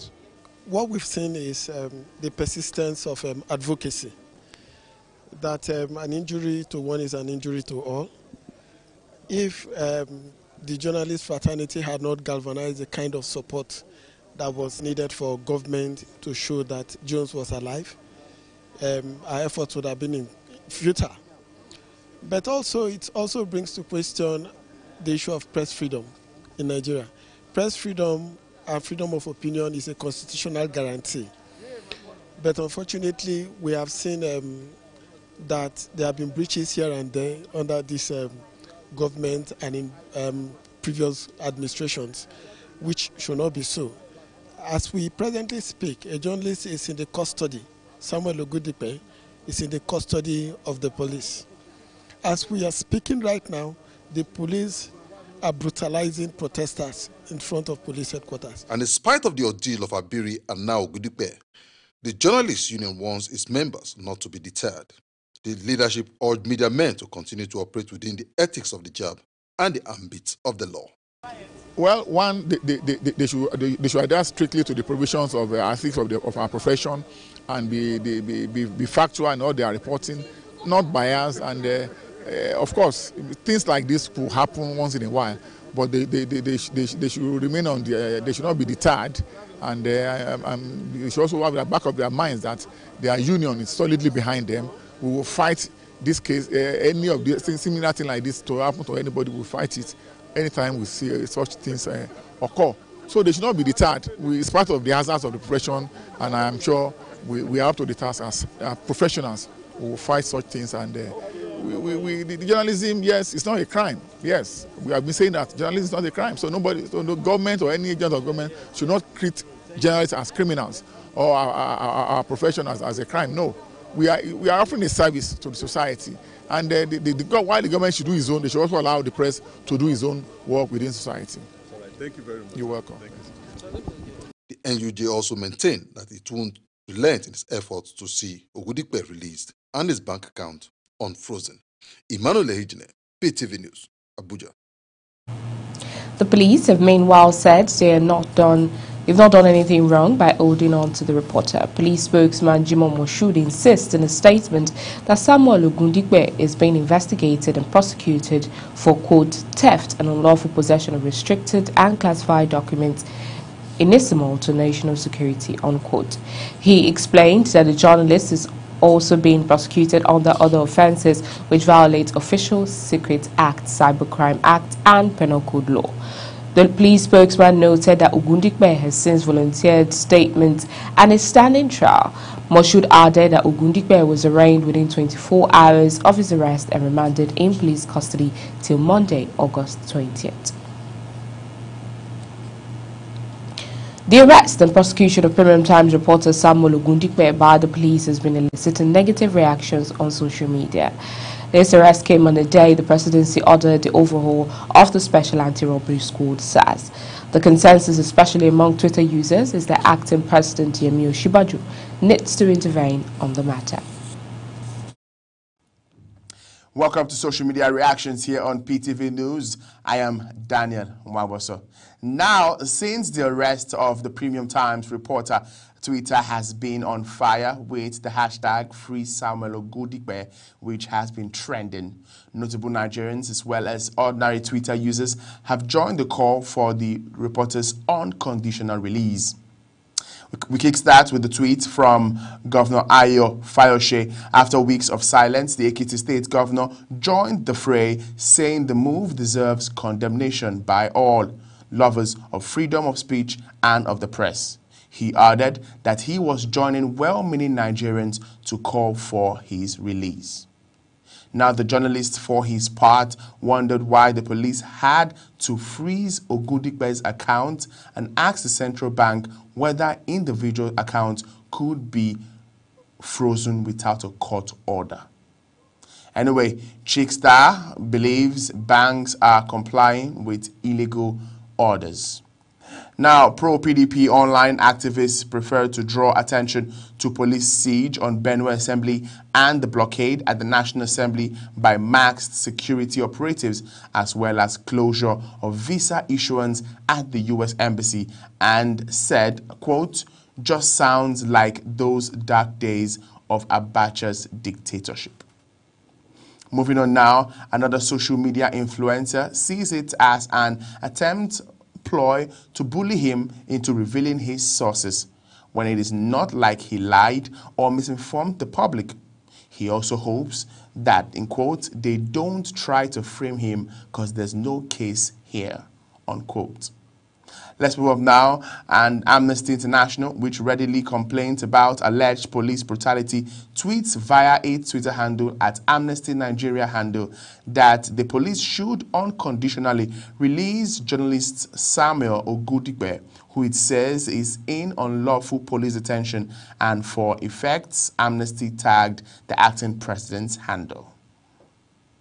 Moving up now, we are also adding our voice to the immediate release of detained reporter Samuel Ogundikpe. By now, it's not a crime to be active in one's line of duties. Now, and here is one from a journalist, a TVC reporter, whose tweets about police embarrassing the country, embarrasses, the country and all of that. Now, he wants to educate security officers. This is what he said. Femi lashes out at security chiefs and whether it would take another order from the president to free Samuel Ogundikpe. Some notable supporters of the Buhari administration, like Kenneth Cole, also opted to brush, politics aside to take on the police with an appeal on the Inspector General of Police not to dent what he says are the good works of the president and his deputy. Moving up now, another person spoke out for journalists by saying, without confidentiality, many sources of information will not give journalists information. That's a tweet you can see there. Now, moving up now, another tweet reminded everyone that it all happened on the day the acting president ordered the overhaul of SARS. He maintained that such impunity must stop. And going to one notable Nigeria now, former Vice President Atiku Abubakar, for his part, said Samuel Ogudigbe's detention for his refusal to disclose his source to a story raises serious concerns about the preservation of the confidentiality of sources. For him, there is need to protect press freedom as guaranteed by the Constitution.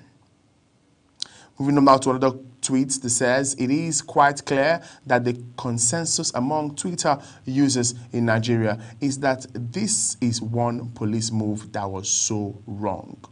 But one thing you will be sure about is that we at PTV will keep our viewers updated on the developments in the social media on the Free Samuel Ogudigbe campaign. I am Daniel Mwawoso for PTV News. An Abuja Magistrate Court has adjourned the trial of Bayelsa-based journalist Jones Abiri till August 17th. This was after he was formally arraigned for alleged criminal intimidation. The court also wants the Department of State Service to present evidence to support their claims. Abiri was head of DSS cell for 2 years before his court appearance. I can only tell you. After 2 years in detention, Jones Abiri is finally in court. This man is rocking his head. Maybe this was true.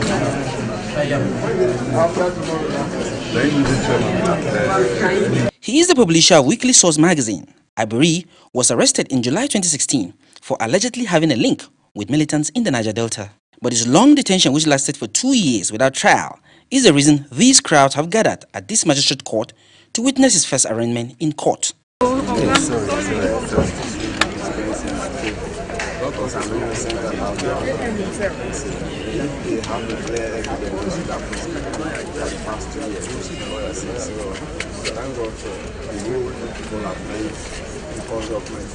Here in this crowd is the leadership of Amnesty International, Nigerian Union of Journalists, and a host of many other civil rights activists. We're in a situation whereby people are afraid to speak their mind. They are afraid, and then a situation where members of the press are self-censoring themselves because they are not sure about what would land them in trouble for comments or materials they've shared. And so our call is that freedom of expression is a fundamental human right. Freedom of a press is recognized worldwide. And today, the fact that one of your own has been released on bail is a sign that justice still prevails in our society. Samuel Ogala is Abiri's counsel. He gave an insight on the journey so far. But the prosecutor came prepared, and then we made an application that the FIR should be struck out and the defendant discharged. But the court, in his own wisdom, decided to adjourn the case to tomorrow and gave the prosecutors the last warning that if they are not ready to commence trial tomorrow, that the court will do justice by striking out the case. The prosecutor was in court, but the prosecutor that came in court claimed to be representing the main prosecutor, who he claimed is not around. And there was no justifiable reason why the lead prosecutor is not in court. The court threatened to strike out the case if the DSS fails to provide detailed evidence against Abiri. Emmanuel Bagudu, PTV News, Abuja. A Niger Delta activist, Daniel Ezekiel, has alleged that a number of youths are held in DSS facilities in the last 3 years. He made this claim while recalling his ordeal at a detention facility. The activist described the inhumane condition under which he was kept alongside some youths from the region. There are still so many innocent Nigerians who are languishing in DSS detention.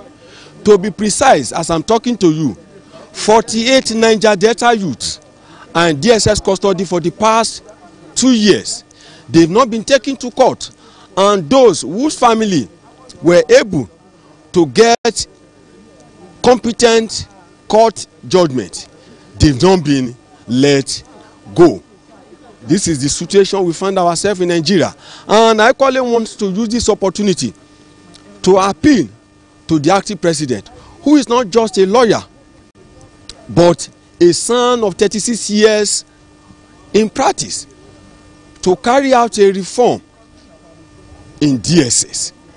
I think this reform is even overdue for the SSCs of DSS to be curtailed, and for Niger Delta youth who are languishing in DSS custody to be set free.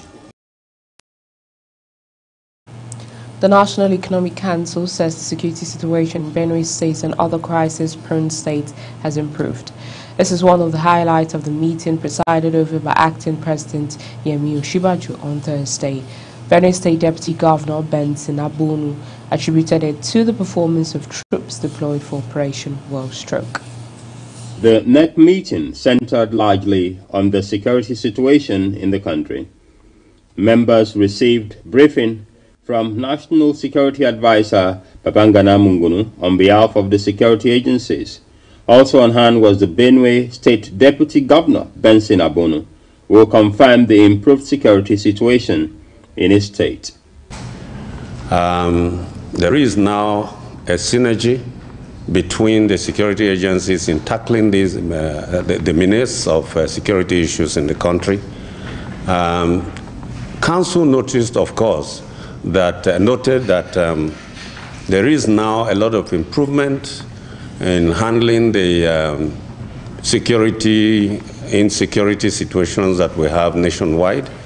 A particular example that was given is the issue of pastoralists and farmers' crisis in some parts of, especially north central zone of this country, and indeed the northwestern part of the country. Also speaking was the Jigawa Governor, Mohammed Badaru. He spoke about the return of people displaced by militia groups. There will be enough presence of police and civil defense operatives to be sure that those people coming back are secured. I think that is the reason why a NEC committee was formed, where the Inspector General of Police will also chair, where we'll look at all these issues of IDPs returning home or being afraid to return home. The NEC also put in place a committee to coordinate security efforts in affected states. Francis Etuko, PTV News, Abuja. A federal high court in Abuja on Thursday suspended hearing in the contempt suit against the chairman, Independent National Electoral Commission, Mahmood Yakubu.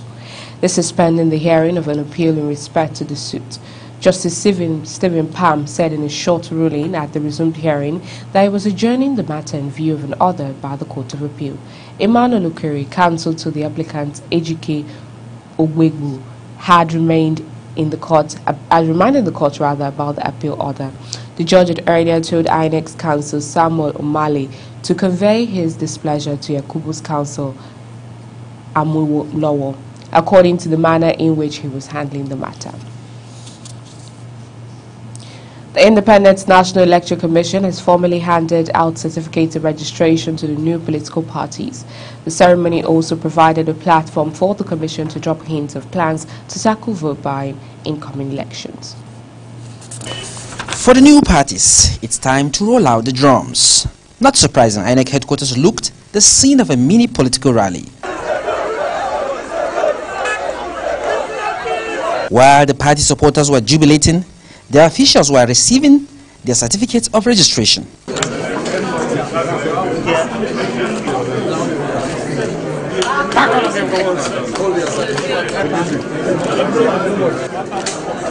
For INEC, it was yet another time to reel out the rules of engagement. The 23 political parties emerged out of 144 applications received by the Commission so far from associations seeking registration as political parties. I wish to congratulate the chairmen and leaders of the new political parties for meeting the criteria enshrined in the Constitution for your registration as political parties. Needless to add that from today, you are recognized as political parties under the law. The new parties were formally received by representatives of other parties. This opens the landscape of participation and opportunity for electors to choose their representatives, and also I want to thank the Commission for being diligent, following the law and order by accepting your applications to register as political parties as guided by the Constitution of the Federal Republic of Nigeria. The new parties say they are bringing something new and better for Nigerians. Nigerians are tired of the capriciously rapacious political parties that have put them in a state of hopelessness at this time. I'm hoping that all the members of the 23 political parties here will see ourselves as a fresh lease of life for Nigerians. And Mr. Chairman, we are hoping that when you are giving the next certificate of return, it will be to one of the people in this room and not those who have disappointed Nigerians. Nigeria now has 91 political parties with the registration of the latest entrants. Emmanuel Bagudu, PTV News, Abuja. The Independent National Election Commission has received sensitive materials for the Port Harcourt Constituency 3 State Assembly by-election. Resident Electoral Commissioner in Rivers State, Obo Efanga, disclosed this at INEC State Headquarters in Port Harcourt. He said that he received the materials at the Central Bank amid tight security. Ebo added that the movement would be restricted on Saturday between 8 a.m. and 6 p.m. within the areas involved with by-election. He also said the participating political parties had assured INEC that they will play the game by the rule to ensure a peaceful electoral process. The Youth Initiative for Advocacy, Growth and Advancement Africa, YAGA Africa, said it has trained 31 long-term pre-election observers for the September 22nd governorship election in Osun. YAGA disclosed this in a statement signed by its executive director, Samson Itodu. He said the trained observers will help the group to detect early warning signals which may affect the credibility of the electoral process. The Independent National Electoral Commission says no fewer than 134,000 registered voters in Anambra are yet to collect their permanent voter cards. Resident Electoral Commissioner Nwachukwu Orji said newsmen in Oka that registrants are yet to collect their PVCs, and they are mostly those who registered between 2011 and 2017. As the race for the 2019 presidential election thickens, leading aspirants of the People's Democratic Party turned up in Edo State to seek delegate support. Former Vice President Atiku Abubakar and former PDP caretaker chairman Ahmed Makafi believed that they have what it takes to rule the country. The two aspirants also brought up what they say is the urgent need to restructure Nigeria. At the last count, 91 political parties have been registered ahead of the 2019 elections. A number of them also have a coalition deal in place to wrestle power from the APC-led federal government. But former Vice President Atiku Abubakar is pressing on with what may be his final effort at clinching the presidency. I can run as many times as possible. I am fit, qualified, and I still have ideas that I believe are going to put this country on the right path. So this was what I'm right. Some of you think you are desperate. I'm not desperate. I'm desperate. I have taken the presidency in 2003. Another PDP presidential hopeful, Ahmed Makafi, has been speaking about those he says are seeking to destroy the country.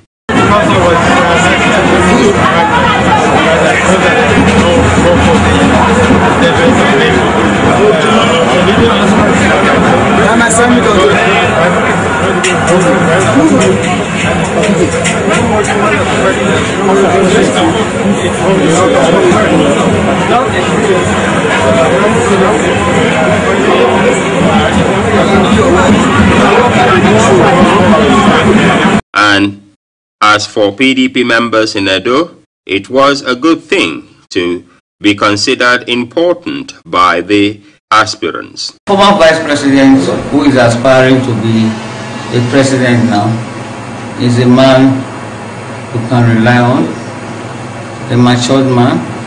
And I think all these issues of insecurity, poverty, all the nonsense that are happening now, if we have a good government, or the government of Atiku, the Edo State, is very ready for him. I'd say he is the man to lead us forward.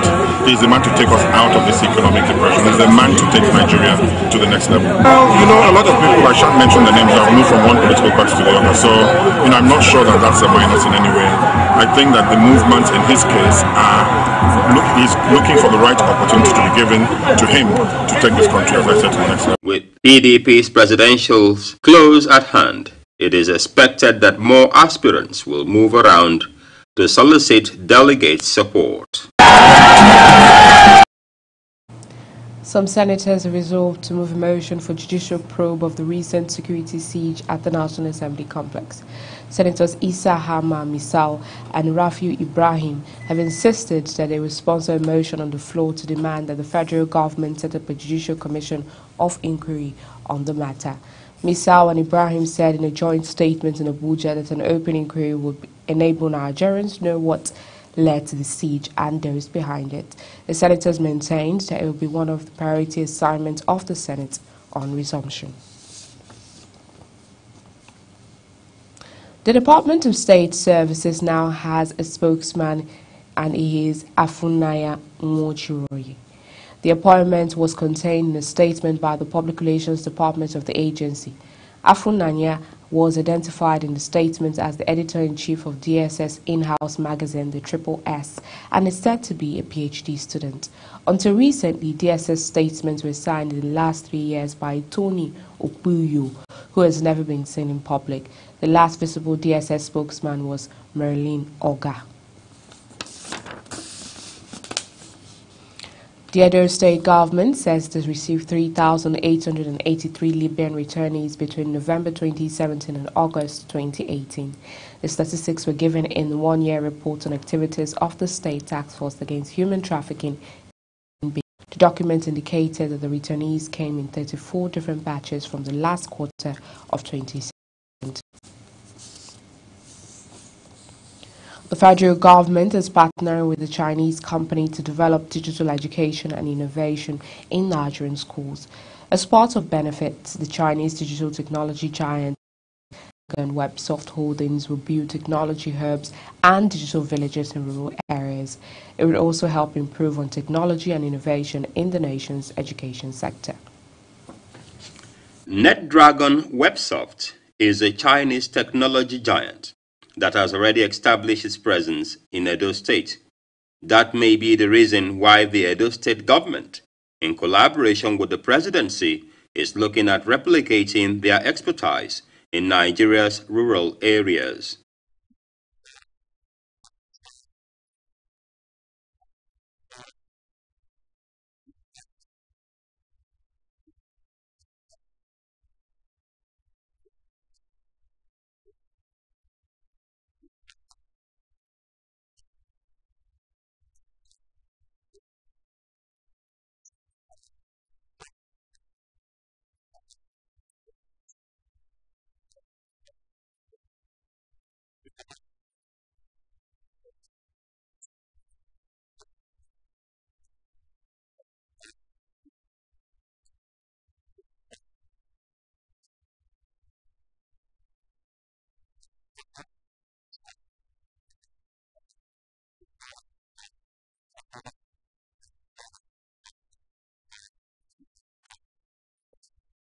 The meeting is a brainchild of Governor Godswin Obaseki and the Office of the Senior Special Assistant to the President on Sustainable Development Goals.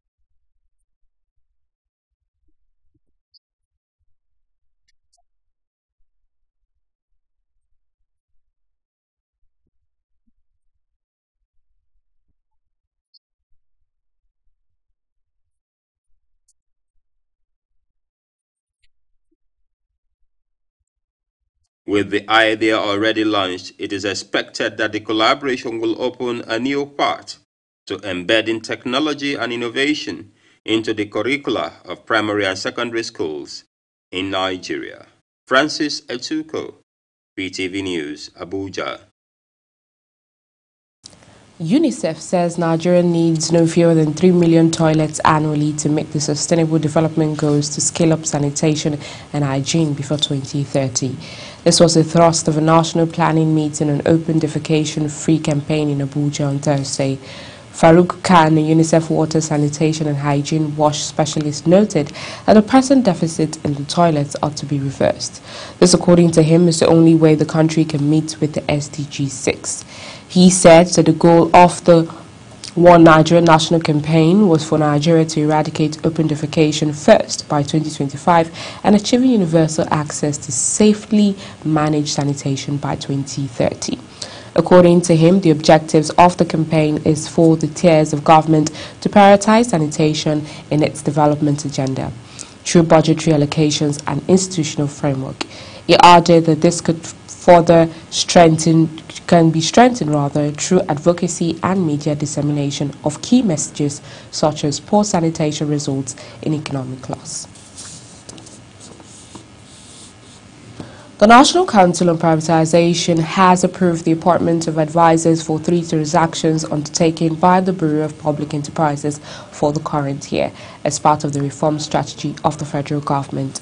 The listed transactions include the partial commercialization of the River Basin Development Authorities, the partial commercialization of the National Park Service, and the 7 national parks and concession of eco-tourism activities in 3 selected parks and the concession of the Lagos International Trade Fair Complex. Rising from the 4th meeting for 2018 at the Presidential Villa, Council approved the engagement of Agri-Africa Consultants A&E Law Partnership Consortium for the transaction advisory services for the RBDAs.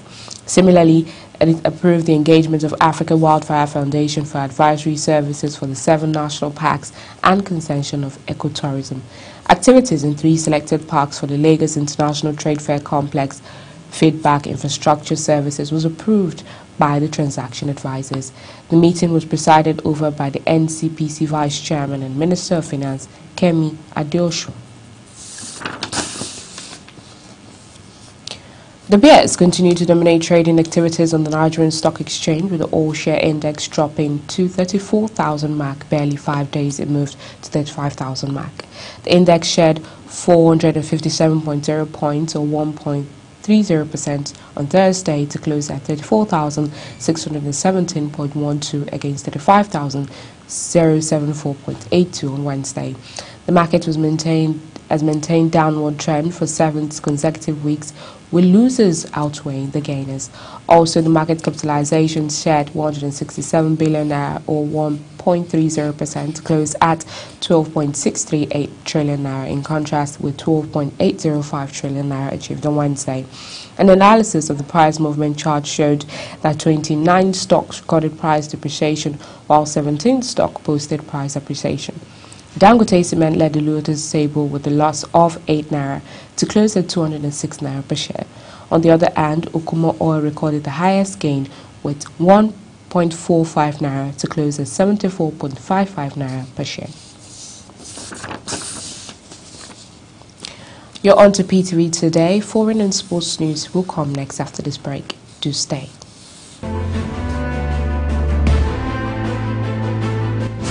Soldiers helping Nigerian soldiers fight Boko Haram. We will have to persuade Nigerian legislators. This is coming together of people who are confused. Executive order should comply with the law. I personally dissociate myself completely. From this interview, because you have said there had hardly been any administration.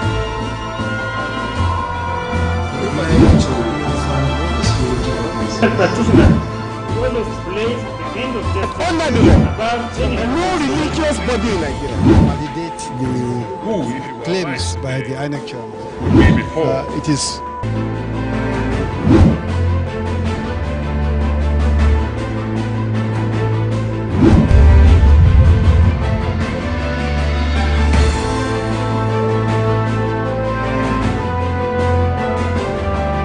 My name is Corps Commander Wobin Ayuba Gora. I am the Sector Commander at Federal Road Safety Corps, FCT Sector Command. For latest information about road safety and security, watch People's TV.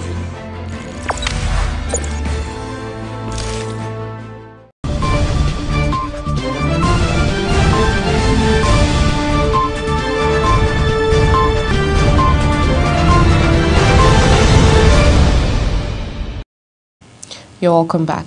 Starting off our foreign scene in Uganda, the director of Uganda's government-appointed Human Rights Commission, IDA, says that she has received reports that detained musician-turned-politician Robert will appear before a military court on Friday. His lawyers and relatives had expected him to know that his supporters asked Bobby Wine to be court-martialized on Thursday in the northern town of Gulu. He was arrested following an attack on President Yoweri Museveni's convoy on Monday and has been charged with treason. It is unclear why the authorities plan to try Bobby Wine in a military rather than civilian court.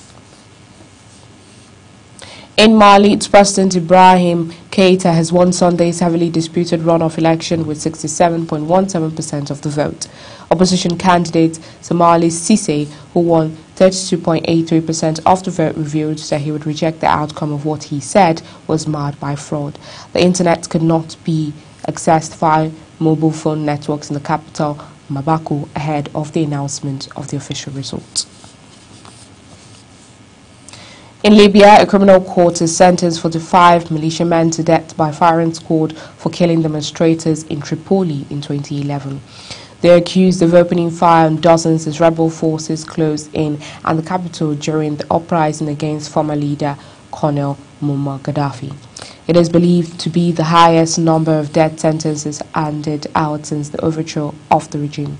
Libya has struggled to restore peace since the uprising 7 years ago. And finally, in sport in Sweden, a Swedish Muslim woman has won compensation after a job interview has ended when she refused the handshake. Farah Al-Haja was applying for a job as an interpreter when she declined to shake the hand of a male interviewer for religious reasons. She placed her hand over her heart and greetings instead. The Swedish Labour Court ruled the company has discriminated against her and ordered it to pay $4.350 in compensation. And in the world of sports, Nigeria's under-20 girls Falconets have been dumped out of the under-20 Women's World Cup finals after a 1-2 loss to Spain in the quarter-final. Aeta Bumati put the reigning European under-19 champions ahead of the 13th minute. She doubled the lead for Spain just before the halftime until she got the better of Rashidat Ajibade, who put her on one side from a free kick outside the Nigerian box.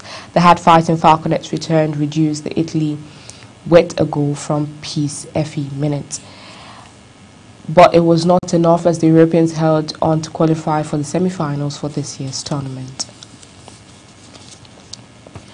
Still in sports, the Nigeria Basketball Federation says the women's senior national basketball team, the Tigers, will arrive in Lagos on August 20th for the next phase of campaign ahead of the Women's World Cup in Spain.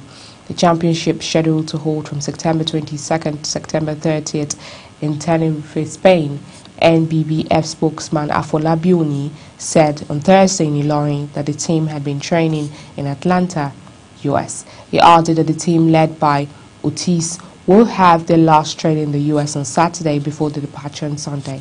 According to him, one of the players will be dropped from the team out of the 14 players, including Adora Ilonu, who has been drafted by Atlanta Dreams.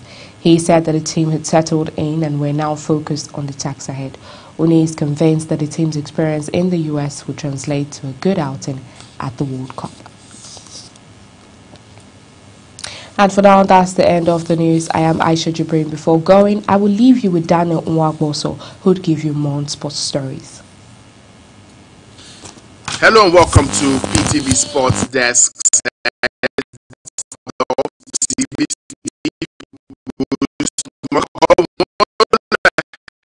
The Amaju Pinnick-led faction of the Nigerian Football Federation. This, he says, is contrary to reports making the rounds. The report had claimed that Osinbajo's endorsement was in view of the threat by FIFA to ban Nigeria indefinitely from its activities by Monday. But Dalong said in a statement that the issue was still being handled by the Committee of NFF Elders stakeholders. The minister said he was hopeful that the parties in the crisis would be able to come to an amicable resolution. Nigeria Super Eagles on Thursday dropped by 1 spot to the 41st position in the new ranking formula adopted by World Football Governing Body FIFA. In the ranking table published on FIFA website, Nigeria had 613 points in August. This puts the country in 6th place in Africa, behind Senegal, Congo DR, Ghana, Morocco, and Cameroon.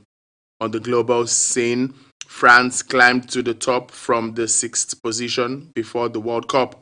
The world champions were last held top on the FIFA ranking in May 2002. Belgium are in 2nd place, while World Cup runners-up Croatia are 4th, up from 16th. Other big movers include Uruguay, 5th, up from 9th, England, 6th, up by 6, Sweden, 13th, up by 11 points, and World Cup host Russia, 49th, up by 21. Young German defender Thilo Kehrer has completed his move to Paris Saint-Germain.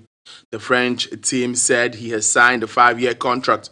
The German club announced on Sunday that they had agreed to sell the 21-year-old to PSG for 37 million euros.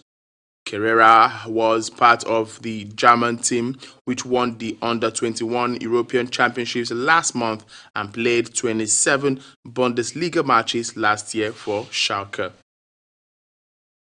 He becomes PSG's second signing of the summer after veteran Italian goalkeeper Gianluigi Buffon.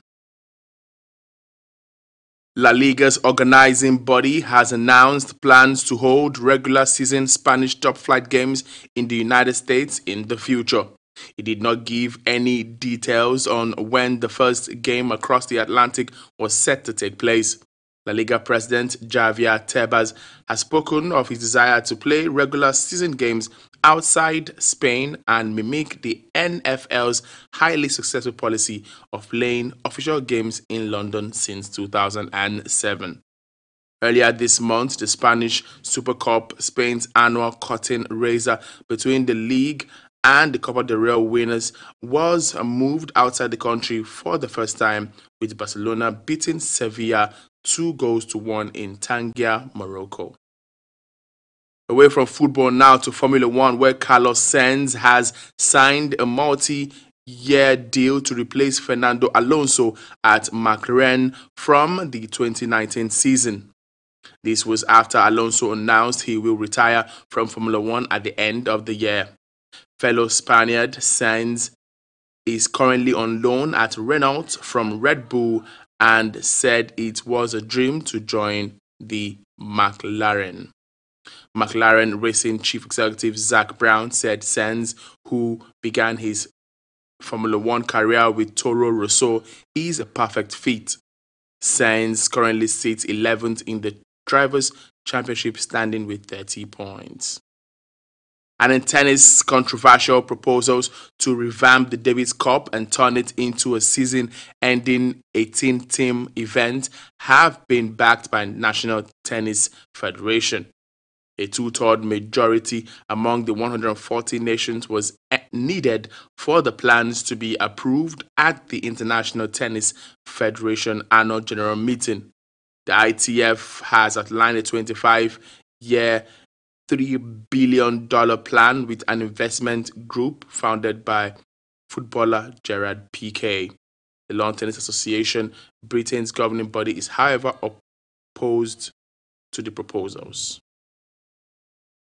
And finally on tennis now, Dutchman Robin Haase upset German 4th seed Alexander Zverev 5-7, 6-5, 7-5 at the Cincinnati Masters, while Wimbledon winner Novak Djokovic cruised into the third round before rain interrupted play.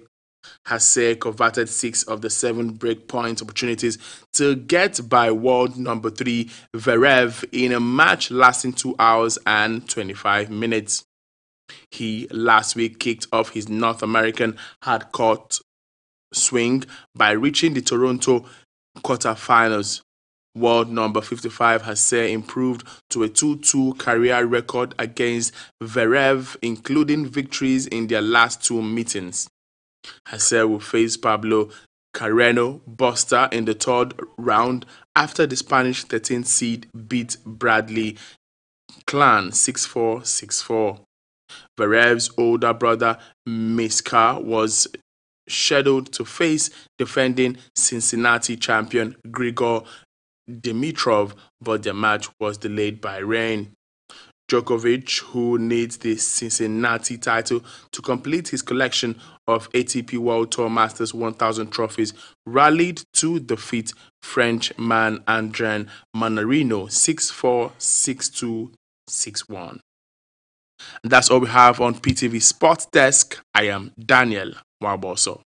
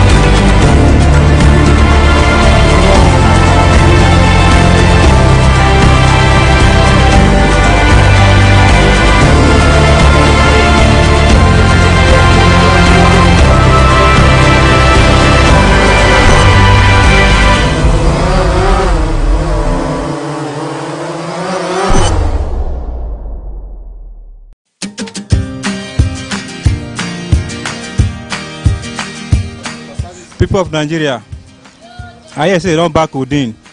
From my side, the good though as the banner, because even human being, you no go to the drink Odin. I beg, the good, make a banner. We don't want them again.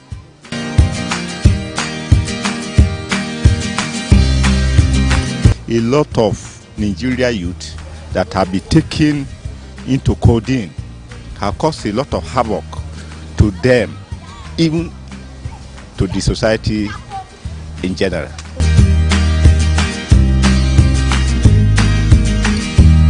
The recent ban of codeine is very amazing because that will help the Nigerian youths to face the reality and know what they're doing. Because of then, man, people are taking this codeine and they'll be very slow, they can't even help themselves out. But now that it's banned, I think they have no way to find any excuse, so they will come out, do the right thing at the right time and work for themselves.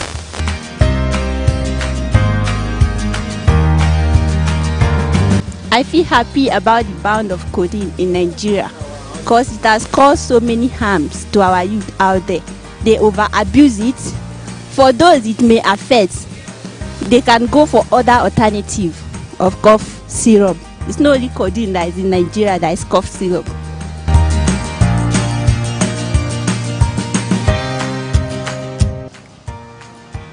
To some extent it's okay, in the sense that the abuse is getting out of hand. You see people taking codeine as if they are drinking water, which is causing health hazards to most of us. That, I say, is not good. But think about it the other way around. I need codeine to cure me of one ailment or the other. And for me to go and get it now from the pharmacy becomes a problem because it's banned. So what do you do now? So before the government will come out to say this and that, I think it would be better for government to find out the root cause of why these guys or these little ones, not even guys this time, even women, even politicians, they do it, they take it. Find out why they are doing it, especially those guys outside. Then try to sort out that problem so that it will stop.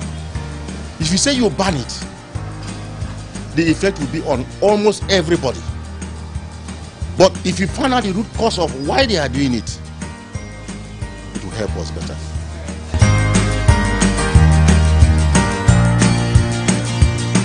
I think the recent ban of codeine is one of the most positive things this government has done so far. And it's a very, very good thing because it will actually curtail drug abuse.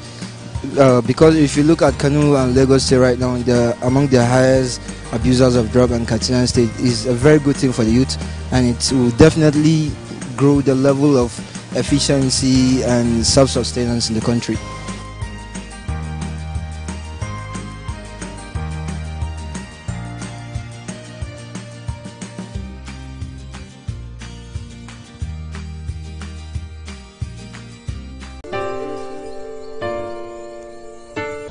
Plastic bags. I'll say every day. Plastic bag. Wow. I might say every day. There is nothing I make use of in my shop as leather. I use about 2 packages of leather every day. Packing several things, clothes. It could be clothes at times. It could just be maybe items from the market. As in when you buy foodstuffs, even packing other plastic bottles too, and virtually anything that needs to be packed. Most of the times we use plastic bags for them. Or if I'm going to somewhere like the market or a shop or something, I'll definitely have to use a plastic bag. For me, my business revolves around that. You can imagine coming to buy a pair of shoes and I'll just give you in your hands. What will happen? Will I ask you to put it in your handbag? No, I can't do without it. And then what if I come to the market and I want to buy tomato or whatever? What happens? Where will I put my stuff? Leather, they help my business in many ways because of many customers, they cannot buy your market without leather now. They may not be, it will not be portable for them to carry it to their home. So there is portability being using leather in terms of putting the materials, that putting the goods that you have sold to the customers, so that it will be easy to carry to the car for them. Because I need it for everything. I need it for my waist bin, I need to pack some things, I need it for everything. I'm a fashion designer. Most times if my clients want to see me, I go with my bags because when I come here, I always come with clothes. That's the reason I'm using it. Well, it depends on the quality of the plastic bag and the size. For instance, if it's like the big polythene bags, we recycle. We could still use it to maybe pack clothes later. Could still use it at home for maybe pack refuse before we dispose of it. But if it's the smaller ones that maybe you used to carry, like something like fish or things that will still leave stain or smells in it, we dispose of it immediately. So if it's perishable things, I'll definitely throw it. But if it's like about clothes, we usually keep it in a basket in my house, so we can use it for other things. Yes. I don't know, but I think a long while. Oh, this question, Oga. The question is too big. Leather can take, to me, maybe 1 year. It will decompose within a year. Like a month? I don't know. Like a month. My God, I'm sure it takes long, because I think those are the things that you usually see that last a very long time inside all of the refuse dump and all those things. Most times when you go to pack stuff from a refuse dump, some other things might have decomposed over time, but of course the plastic bags would just be there sticking out. So I'm sure it takes a long time. I have no idea. I guess for my little age, or for my little staying in this earth, I've never come across that one. Plastic bag, it don't decay easily. I've never seen it. Well, how long it decomposes? How long? Because okay, well, at least from my own little knowledge of plastic, I know it's not biodegradable, so I know it takes a long time. Maybe I say 50 years thereabouts for it to actually decompose, because of the kind of material it's made out of. So, but I'm not sure about. But I know it's a very long time actually. Wow. A month? Or a year. It depends. A year. That's impossible. Hi. That's impossible. No. I cannot agree. It takes 150 years to decompose in the soil.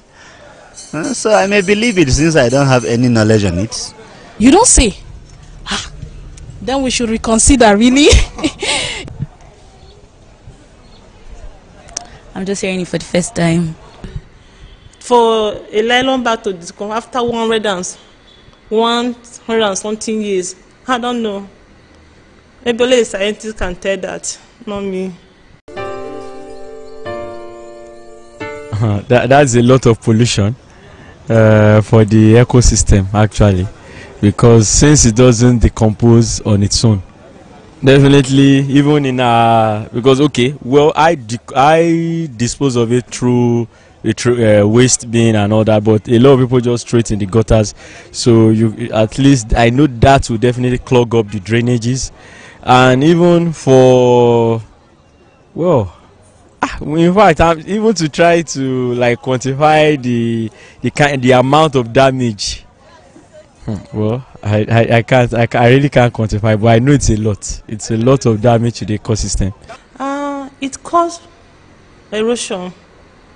I think that's which I've come across before. Erosion during rainy season, when you drop it, like when you keep them anyhow, like in the dustbin, and it rain, can easily cause erosion.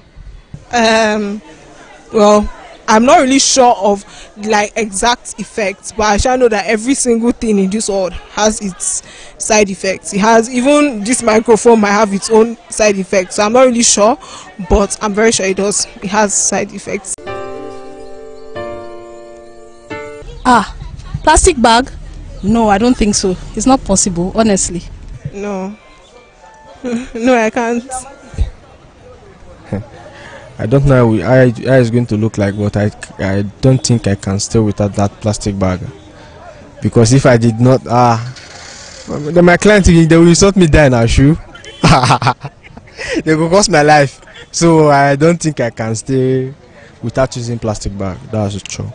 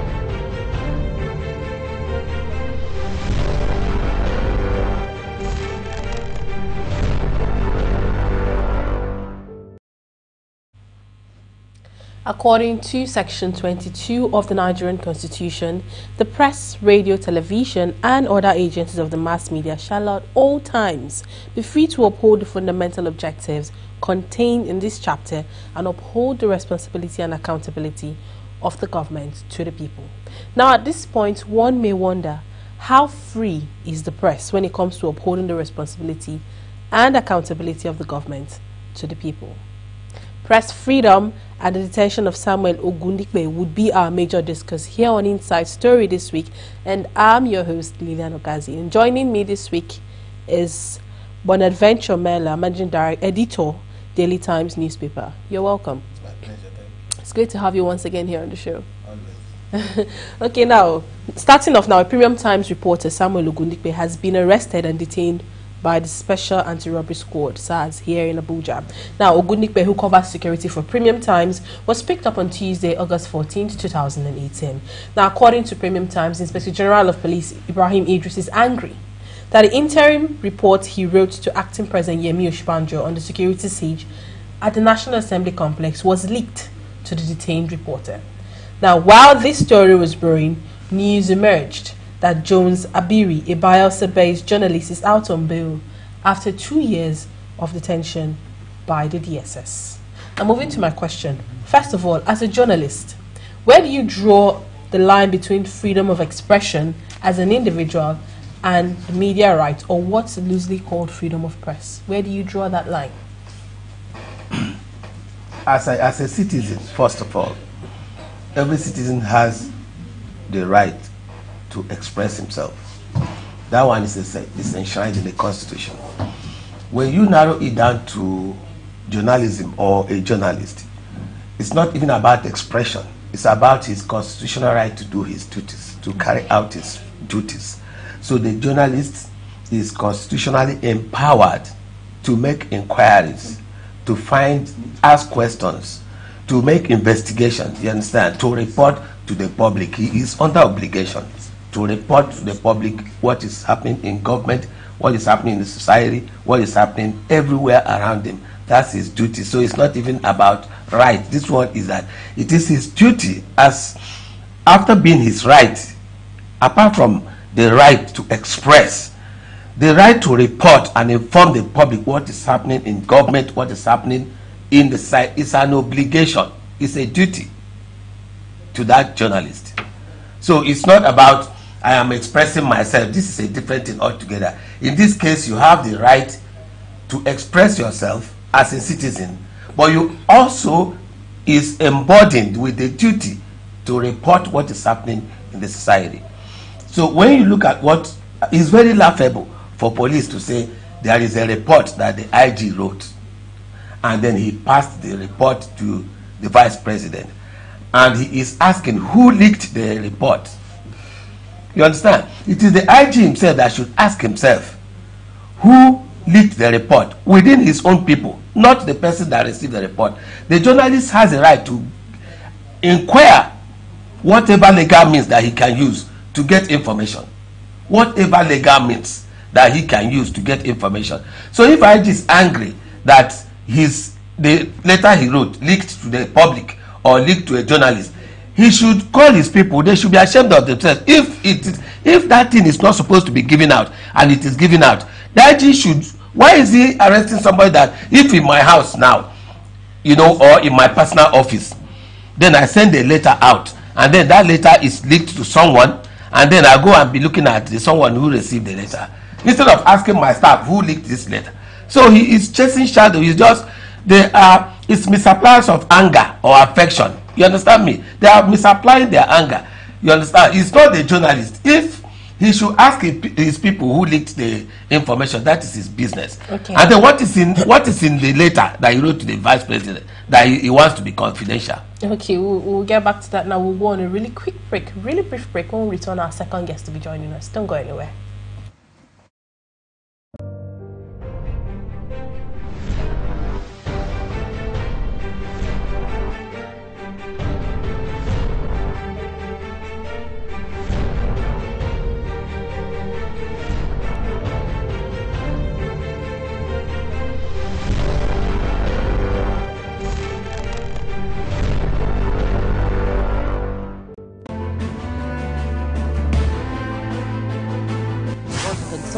helping Nigerian voters to fight Boko Haram. We will have to persuade Nigerian legislators. This is coming together of people who are engaged.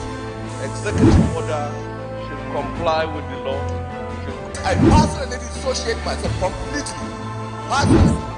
From this interview, because you have there had hardly been any administration.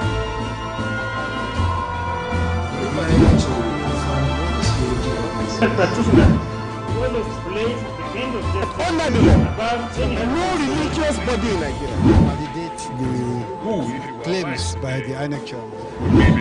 It is.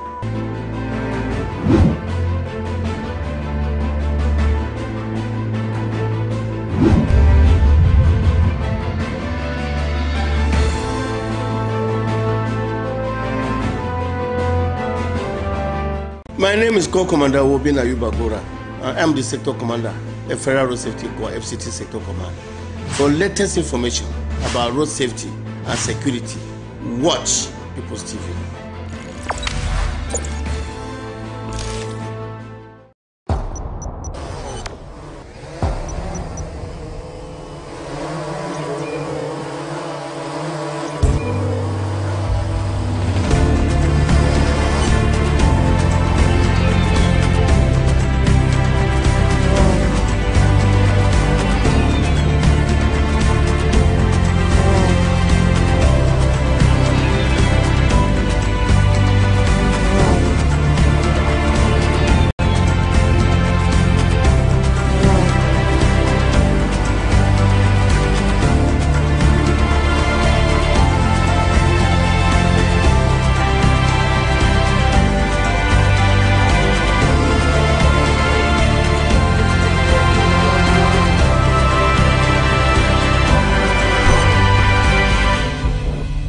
My name is Carlo Emeto.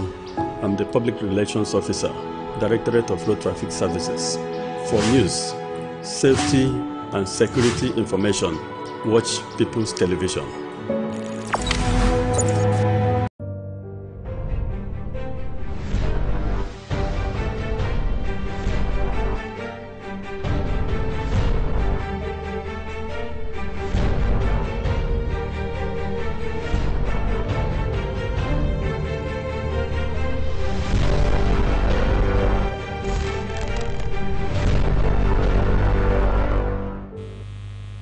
You're welcome back from the brief timeout. It's still Inside Story here on PTV, and we've been joined by our second guest, Kehinde Akintole, media and PR consultant. You're welcome to People's Television. Thank you, Lillian. Okay, now before you came here, now we're talking about freedom of press and reference to Section 22 of the Constitution. Now, I asked him a question which I'm still going to revert back to you. Now, I said, as a journalist, where do you draw the line between freedom of expression as an individual and media rights, or what is loosely called freedom of press?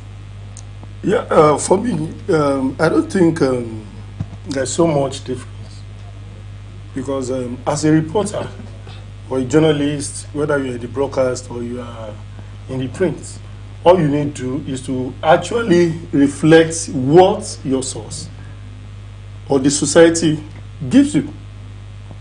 When you do analysis, it's different from you doing the reportage of what your investigation. There is no bias in it. So for you to actually reflect whatever your source or your investigation reveals, then I think there is nothing like you making any input of your own. I wouldn't know whether you understand what I'm saying. No, I don't get you. Reporting. It's you disseminating what you are given. When you do analysis or you do your personal opinion, you do opinion page, it's different. That, in that sense, you can inject your own opinion. But in the case of, let's say the instance of Samuel Ogundepe, he reported the information as it is, not that he injected any information. Okay. So for me, the guy has actually done what the ethics of journalism asks him to do. But if they arrest him, that okay, you reflected what a biased information about the police, is another ball game entirely. But the guy is fair, and there's nothing, of course, that makes them to have this guy, detained. So there are two different games at all.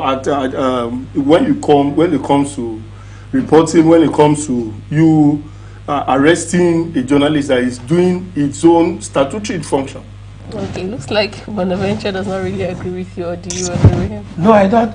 He has not deviated. I think what he's saying probably is putting it from a different perspective. Okay. Yeah, but like I tried to explain earlier, the right of a journalist may not be superior to the right of a citizen. It is the same thing, freedom of expression. But there is an additional burden, which is a duty on the journalist to report. This time it's like the police is in their office, he feels that he is working. The journalist is working. So the journalist has dual right. He has the right of self-expression as a citizen. He is also given the constitutional right to report what is happening in the society, whether he investigated it, whether he asked somebody a question, no matter how he got the information, as long as he used legal means to obtain this information, he is covered. Okay. Now back to you, Mr. Akintola. Section 22 of the Nigerian 1999 Constitution now provides that the press, radio and television and other agencies of media shall at all times be free to uphold the fundamental objective contained in this chapter and uphold the responsibility and accountability of the government to the people. Now let's look at Nigeria. This is not so in Nigeria. What, in your view, now is responsible for the inadequate press freedom in this country? I think overzealousness. And on whose part? On the part of the so-called security personnel. Okay. Because let me cite my own instance. In 2012, I fell a victim of the same VIO, so to say. You know, then they were actually trying to seize some Okada, despite the fact that they were banned from operating within the city center. And I wouldn't know how they cited me. I was in the vehicle on motion, and I was actually about taking a shot of that incident because it makes news to me. The next thing I saw was there was a vehicle that pursued us. They actually pounced on us, and the next thing they asked me out of the vehicle. They seized my phone and some other things I was carrying. I explained to them there was nothing on the phone. Courtesy the matter, you just do a search. Unfortunately enough, nobody even listened to me. At gunpoint, 3 armed, mobile policemen actually were ready to cock their gun and shoot at me. So it was that terrible. For almost 5 hours, I was in the office. But for the saving grace of Nosike Ubuen, the then SME to Senator Bala Mohammed, if not, it would have been another ball game entirely. So, what have I done? Nothing. Nothing. Absolutely nothing, despite all the explanation. Now, when we now talk of accountability, I think there is something they kind of fear they are not saying, which is not actually there. Because the information that you are even talking about is not exclusive. It's not actually, it's information for public consumption. I have a platform where I get even the information that comes from the presidency on the social media. So is there anything, are they actually intruding into privacy of the IG? Capital no. So you ask these questions, at what point these people, are they ready to actually give account of their stewardship? They have forgotten that it's taxpayers' money that bought that uniform for them. They've forgotten that it's taxpayers' money that bought that gun they are using to terrorize Nigerians. So you see a lot of all of these abuses all over, infringing on human rights, rights everywhere. Whether you talk of in the center, city center, you talk in the villages. Of course, you see a lot of these happening in the villages. On my own coming from Lagos, I saw a lot of them. All they wanted to do is just to extort money. And if you report it, they tell you it's either fake news or you are actually infringing on their own rights too. And they are so even seeking for undue protection. Which protection are they seeking for? A public officer that's supposed to be accountable to Nigerians? So I think it's abuse of rights, abuse of office. Okay. For me, it's an abuse of office. Everybody, whether you're a political officer or you are a public officer, you ought to actually give account of your stewardship, no matter what you're doing, no matter which service you are rendering to the society, at any level, including the IGP himself. Unfortunately, now you see the recklessness of all of these officers. Okay, now back to you, Bonaventure. In your view, what is responsible for inadequate press freedom in Nigeria? I will not blankly say there is inadequate press freedom in Nigeria. I will not blankly say that, because over the years we have seen a lot of improvement. There are some other countries that have terrible record when it comes to relationship between government and journalists. In Nigeria, somehow, yes, we have had some relative freedom, you know, but I can see things changing within the last few months. You understand? Our working environment has become tensed up. Probably, I don't know whether we will relate it to elections coming and all that. So what we are seeing these days is that there is, I don't know, there is tension within the government people or government circle, to the extent that everybody is like what the journalists want to reveal, what the journalists will not reveal. I think that's the issue. I think there is some kind of fear in government circle because of election. And if the government did not perform very well, you have to be apprehensive. You cannot tell people when you say fake news. Let me tell you this. Let me tell you something. The people that are propagating fake news today, that want them to jail journalists and citizens in the name of fake news, they are the fathers and grandfathers of fake news. They are originators. These are people, when they were in opposition, they thought Nigerians had to say the president is a drunkard. They thought Nigerians had to say the president is clueless. They thought Nigerians had to say that the president is a kindergarten president. They thought Nigerians had to come on air and insult the president, insult everybody in government. Now they are in government. They say they want to use fake news. The truth is this. I believe that he related his own experience. I had my own experience by May this year, when VIO people, they were harassing, manhandling these taxi drivers beside my office in Maitama. And I had to come up. I had my laptop and my iPad. I tried to take a shot of it so that I can, they clapped on me. I have my cases in the court with them now. You understand? But the truth is that I do not think that a journalist should be afraid to do his job because of overzealous police people. They believe that this is their work. Their work is to harass people.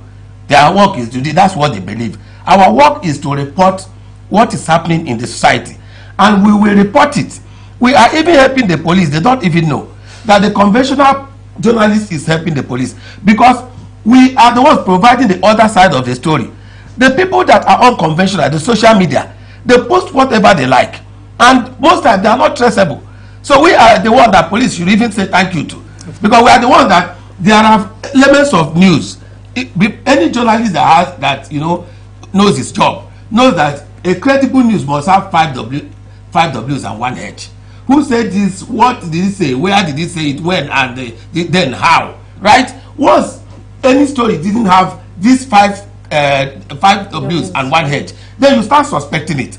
But every story written by a professional journalist, first and second paragraph, you will see these elements. You understand me? So it's not enough for you to be peddling fake news, hate speech. Do you know at the U.S. U.S. Embassy organized a program the other day at Rees Intercontinental, and I was sitting down, I was listening to this Senator Aliyu, who is pushing this hate speech bill, and I was looking at him with fervor. He is saying that when somebody says something or writes something and instigates people to violence, and his recommendation in that bill is death sentence.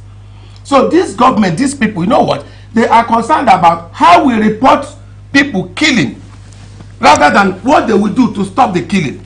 They are saying, did we say Hausa Fulani herdsmen or did we say militia? That's their concern. But they are not concerned, they are not bothered what to do to stop the killing. You understand me? So, but like I said here, it is too late in the day. The social media, if you carry a newspaper, I work with Daily Times, I have the mandate of Daily Times. We have some times that police have come with impunity, conniving with some people that say they are investors. They will come and clamp down on our office, lock up the office. The following day, they will see the paper. It has gone beyond office. Wherever we are, If you lock us up in the morning, you will see the paper. Do you understand me? So it is very unfortunate. If the police think they can stop people from doing their own work, it will not stop. As I am here now, I can stay in this your newsroom and do my story. I can stay in my village and do my story. So it's unstoppable. It's unfortunate. They just have to learn to live with us. Because they are doing their work. We are doing our work. They will not stop us. And if they continue to say they will clamp down on journalists, I'm very sorry. Because the heat will be upon them. Okay. We are here now.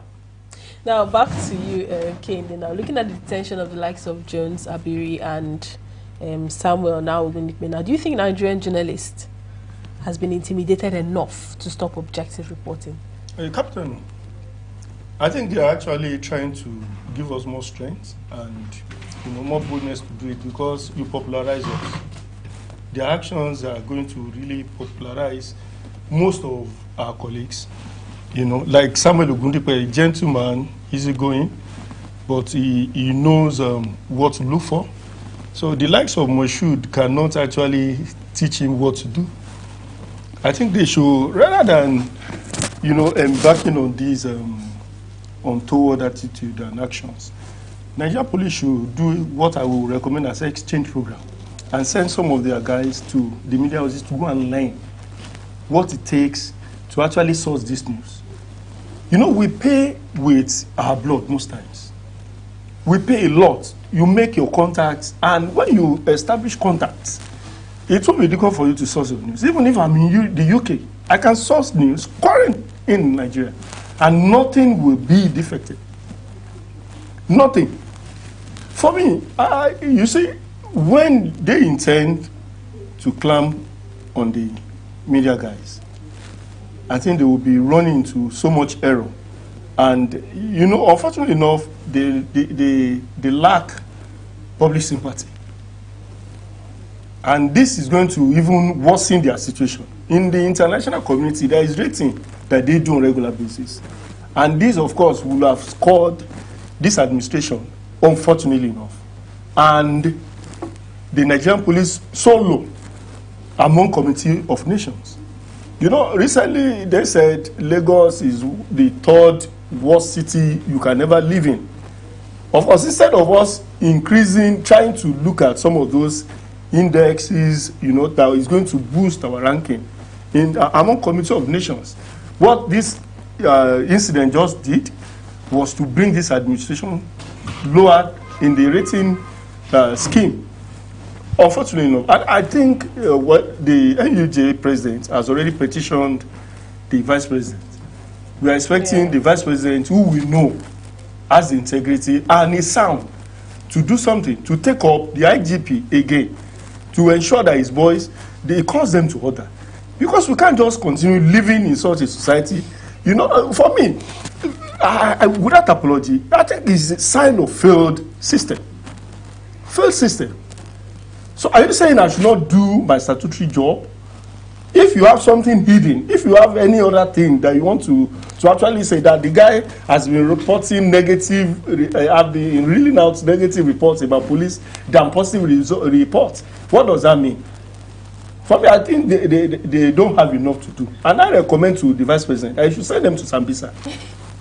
Okay, before he sends them to Sambisa, before we continue now, we spoke about social media now.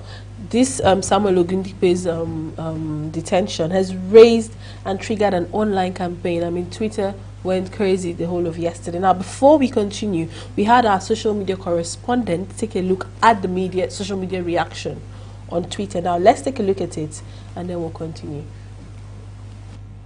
Welcome to Social Media Reactions here on PTV News. I am Daniel Mwaboso. Now, since the arrest of the Premium Times reporter, Twitter has been on fire with the hashtag #FreeSamuelOgundikpe, which has been trending. Notable Nigerians as well as ordinary Twitter users have joined the call for the reporter's unconditional release.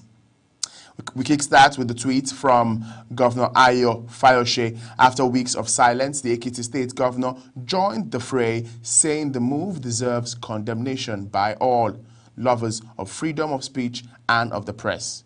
He added that he was joining well-meaning Nigerians to call for his release. Now, the journalist, for his part, wondered why the police had to freeze Ogundipe's account and asked the central bank whether individual accounts could be frozen without a court order. Anyway, Chickstar believes banks are complying with illegal orders. Now, pro-PDP online activists prefer to draw attention to police siege on Benue Assembly and the blockade at the National Assembly by masked security operatives, as well as closure of visa issuance at the U.S. Embassy, and said, quote, "just sounds like those dark days of Abacha's dictatorship." Moving on now, another social media influencer sees it as an attempt ploy to bully him into revealing his sources when it is not like he lied or misinformed the public. He also hopes that, in quote, they don't try to frame him because there's no case here, unquote. Let's move up now, and Amnesty International, which readily complains about alleged police brutality, tweets via its Twitter handle at Amnesty Nigeria handle that the police should unconditionally release journalist Samuel Ogundipe, who it says is in unlawful police detention, and for effects, Amnesty tagged the acting president's handle. Moving up now, we are also adding our voice to the immediate release of detained reporter Samuel Ogundipe. By now, it's not a crime to be active in one's line of duties. Now, and here is one from a journalist, a TVC reporter, whose tweets about police embarrassing the country, embarrasses, the country and all of that. Now, he wants to educate security officers. This is what he said. Femi lashes out at security chiefs and whether it would take another order from the president to free Samuel Ogundipe. Some notable supporters of the Buhari administration, like Kenneth Cole, also opted to brush, politics aside, to take on the police with an appeal on the Inspector General of Police not to dent what he says are the good works of the president and his deputy. Moving up now, another person spoke out for journalists by saying, without confidentiality, many sources of information will not give journalists information. That's a tweet you can see there. Now, moving up now, another tweet reminded everyone that it all happened on the day the acting president ordered the overhaul of SARS. He maintained that such impunity must stop. And going to one notable Nigeria now, former Vice President Atiku Abubakar, for his part, said Samuel Ogundipe's detention for his refusal to disclose his source to a story raises serious concerns about the preservation of the confidentiality of sources. For him, there is need to protect press freedom as guaranteed by the Constitution. Moving on now to another tweet that says, it is quite clear that the consensus among Twitter users in Nigeria is that this is one police move that was so wrong. But one thing you will be sure about is that we at PTV will keep our viewers updated on the developments in the social media on the Free Samuel Ogundipe campaign. I am Daniel Mwaboso for PTV News.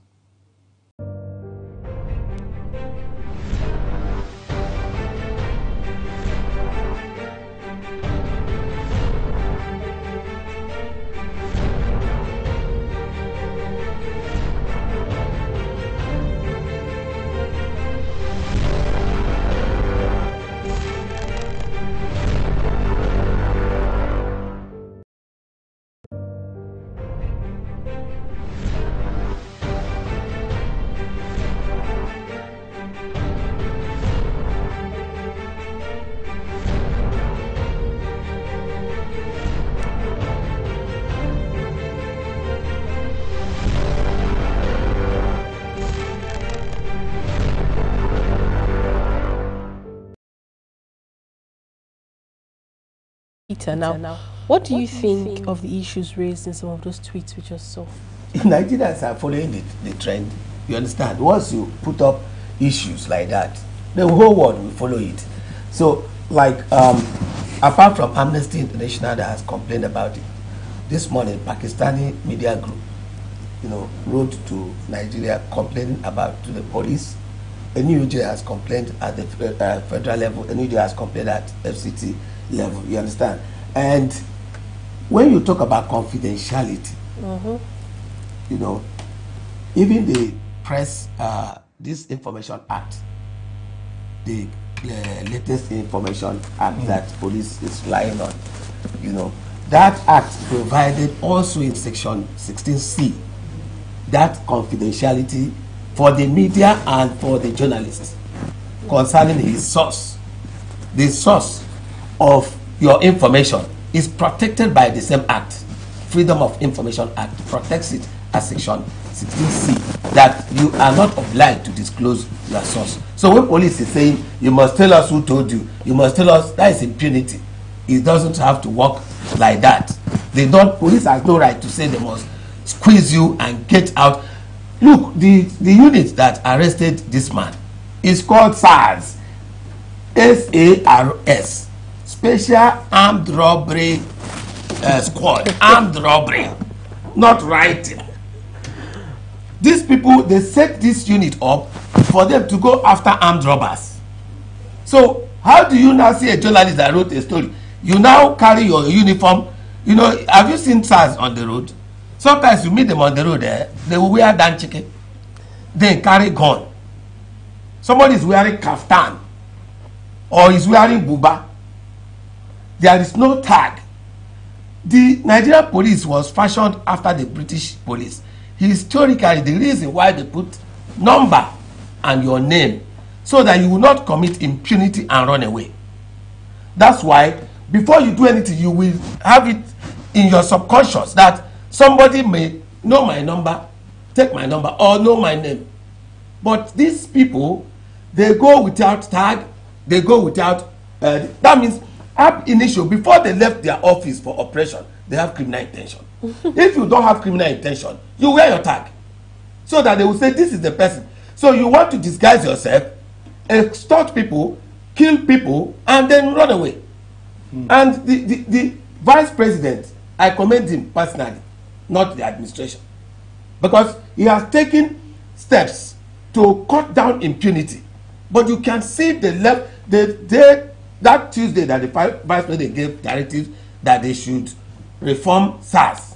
The IGP added one name to SARS. He just changed the name. That's reform. Before evening, he has changed the name. So if you ask him now, he just carried the wine, put in another bottle. You understand? I say, we have rebranded. You understand? So the issue is this: legally, morally, there is nothing, you understand, that warrants these people holding this man.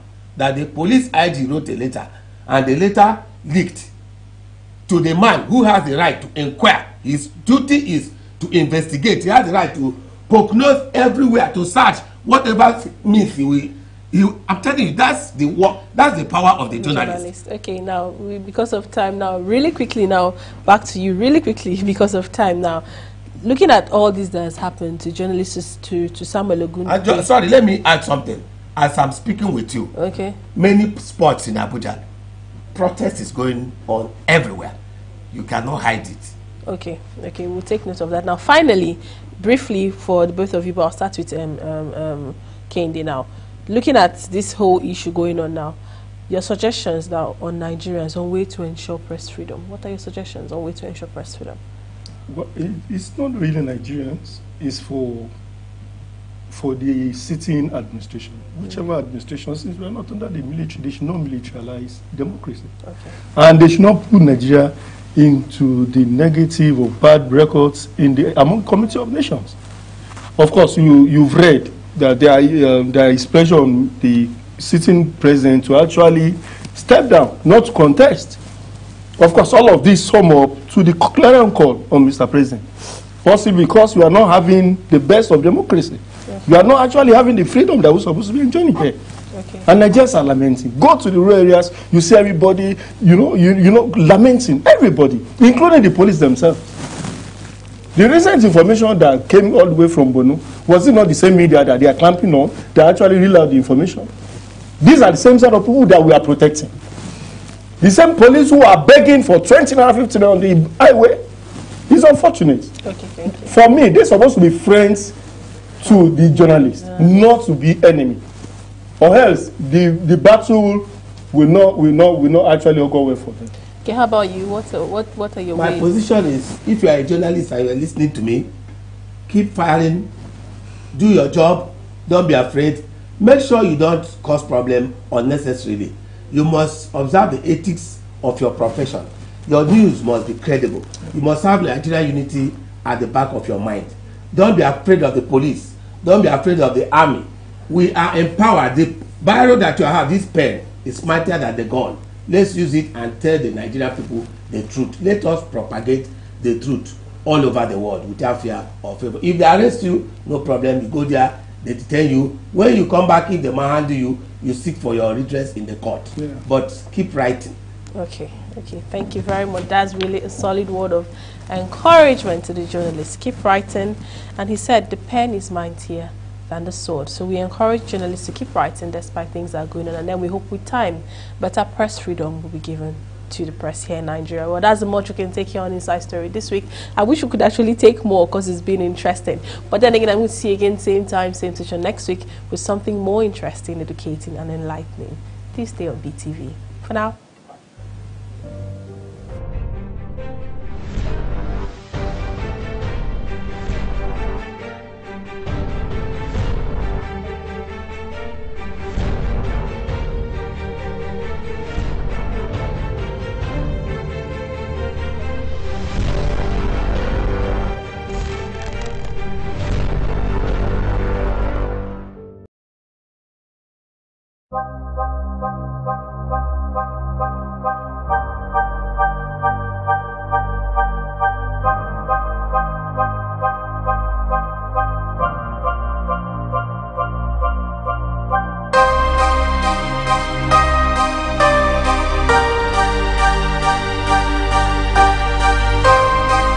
Is it not even better that we have a corrupt man who know what we, the youth of Nigeria, want? Trump, as you are saying, Trump is corrupt. Now he's the best president so far. Look at the economy of USA. When the government, you understand, is afraid of the citizen, there is liberty, love, development. But in a situation whereby the citizen is afraid of the government, that is that tyranny. Nigeria is this is tyranny, era of tyranny. You understand? And you cannot take it away. As far as we Nigerians are concerned, Abacha is one of the best presidents we have, and Obasanjo, you understand? And Obasanjo, all these people are corrupt. So is it not better we even have people who they said is corrupt that will come and solve our problem in this country than people who say that they are sent, that things are not moving? Our economy is shut down, many things is shut down, nothing is working. So what are we now saying? What we are passing through in Nigeria is in fact, is not what we expected. You understand? Even so the Nigerian that voted for, because personally myself, I never voted for Buhari for one day. My vote was not casted for him because I know him right from history. When we were in Lagos, then there was a massive unemployment. Then there was no job. People suffer to eat. Then that was why I didn't give him one vote. And I am telling you, this one, I am not giving him one single vote. My community is not giving him one single vote. Forget about people who see themselves as if they are the ones to decide. He said he's not going to vote for Buhari. That is left for him. He cannot say his community will not vote for Buhari because he don't know even his brother, his immediate brother, will like Buhari more than he did. You understand? That is how you think. We must pass through a wilderness to get to the promised land. What PDP has been doing to this country is only God. If you give them that chance again, we will derail. We'll get back to where we have been into. So we better suffer it now and our future restored. This government came on the promise that they are going to make Nigeria better. And on discovering, they discovered that there are a lot of messes, which to clean up that messes, it will not take 1 or 2 years, or even 3 years, or one single term. That means 4 years in government. But I discovered that by giving the government more time, maybe about 8 years or more, we can now start crediting them that yes, they've done this, they've done that.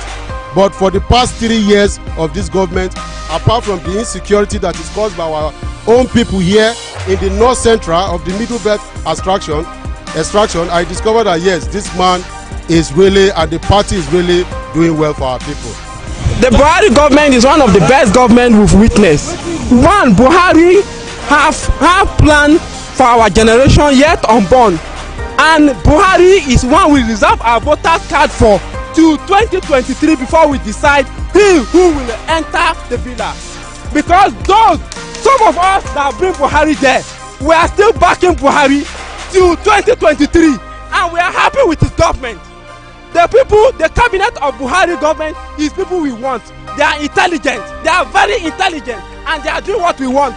They are protecting our interests, the interest of our generation yet unborn. And our church, we mobilize people, we urge people, we appeal to you to reserve the voters card and continue with Buhari. Thank you, Nigeria.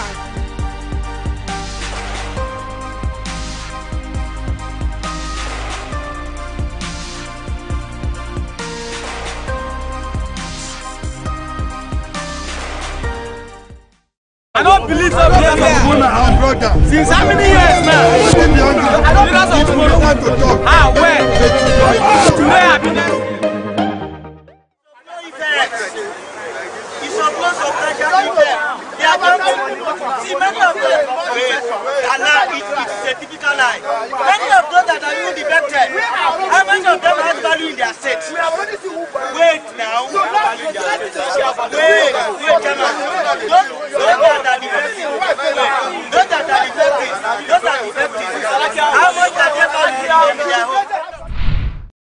Everybody know Saraki is a PDP from day one. You understand? And in politics, everybody will take, because what I really believe is that if you come back, you want to be a Senate president again, and which cannot be. Even this present Senate president that is doing, assuming South or Southeast, they have Senate from APC. One will match as Senate president because we have 3 regions in Nigeria: Yoruba, Hausa, and Igbo. You get what I'm saying? Now, I do negotiation with APC that if they come back, are they going to give him Senate president? Which answer is no. Do you understand? And it discussed with the PDP, where I can see the soft landing. And I believe that was the reason why he moved to PDP. We know quite well that Saraki is a master planner. He's a game planner. He came in as Senate president without the authority of the party, the APC, interested in him to be the Senate president. But he used this abracadabra, sort of, to come in as Senate president. And since then, this government has never seen the light of the day, because it's like it's one leg in PDP, another leg in the APC since he came in. That's what we have been witnessing.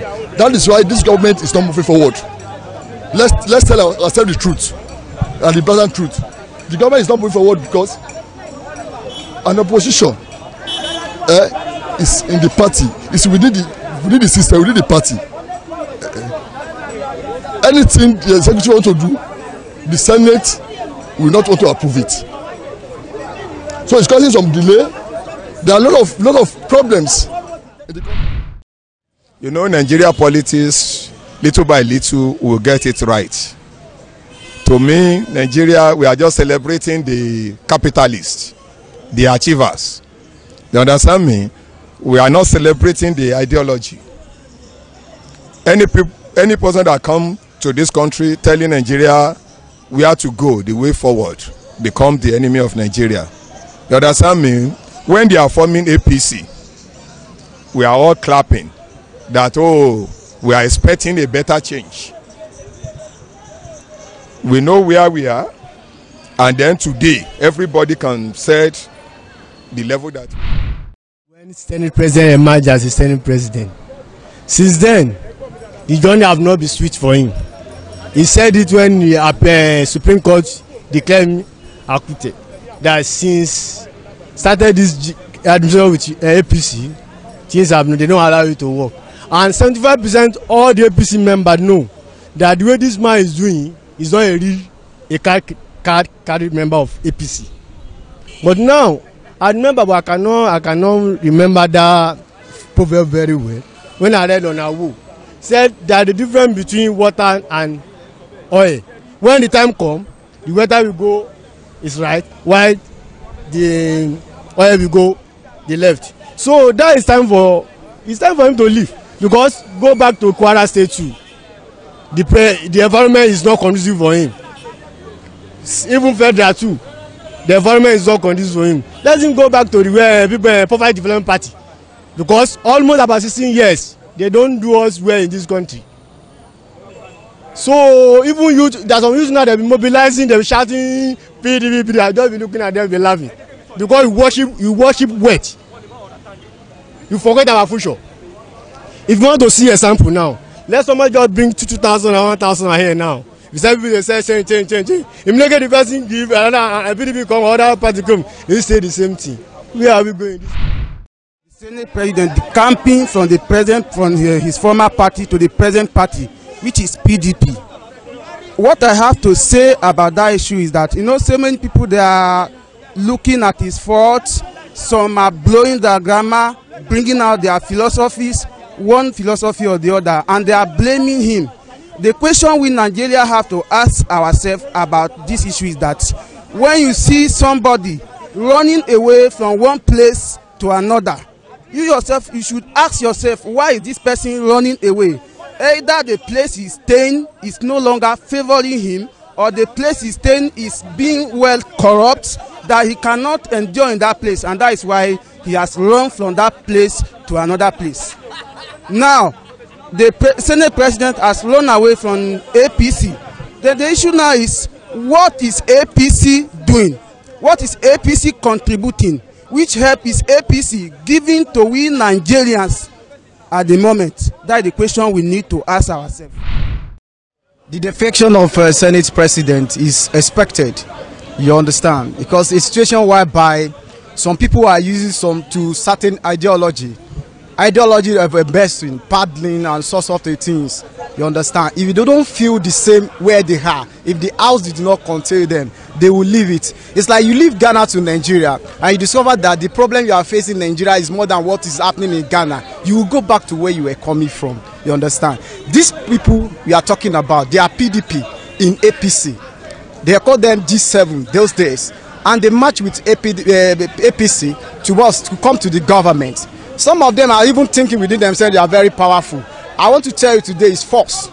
Look at Muazu Babangida Aliyu, the Taliban of former governor of Niger State. He was the former governor of PDP Forum. Where is he today? He even lost his senatorial election, you understand. People like Saraki, they ride on Buhari, but they felt that they are somebody important.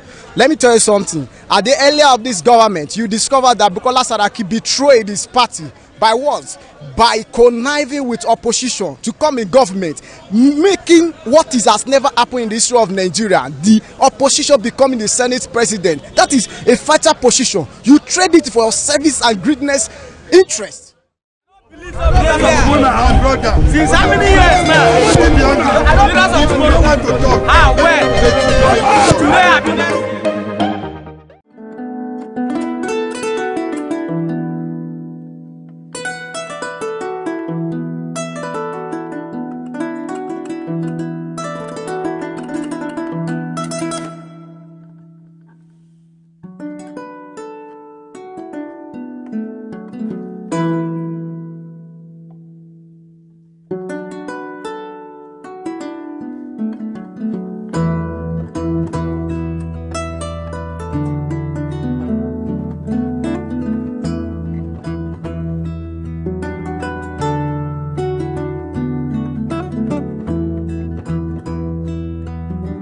Max alanikam kawannog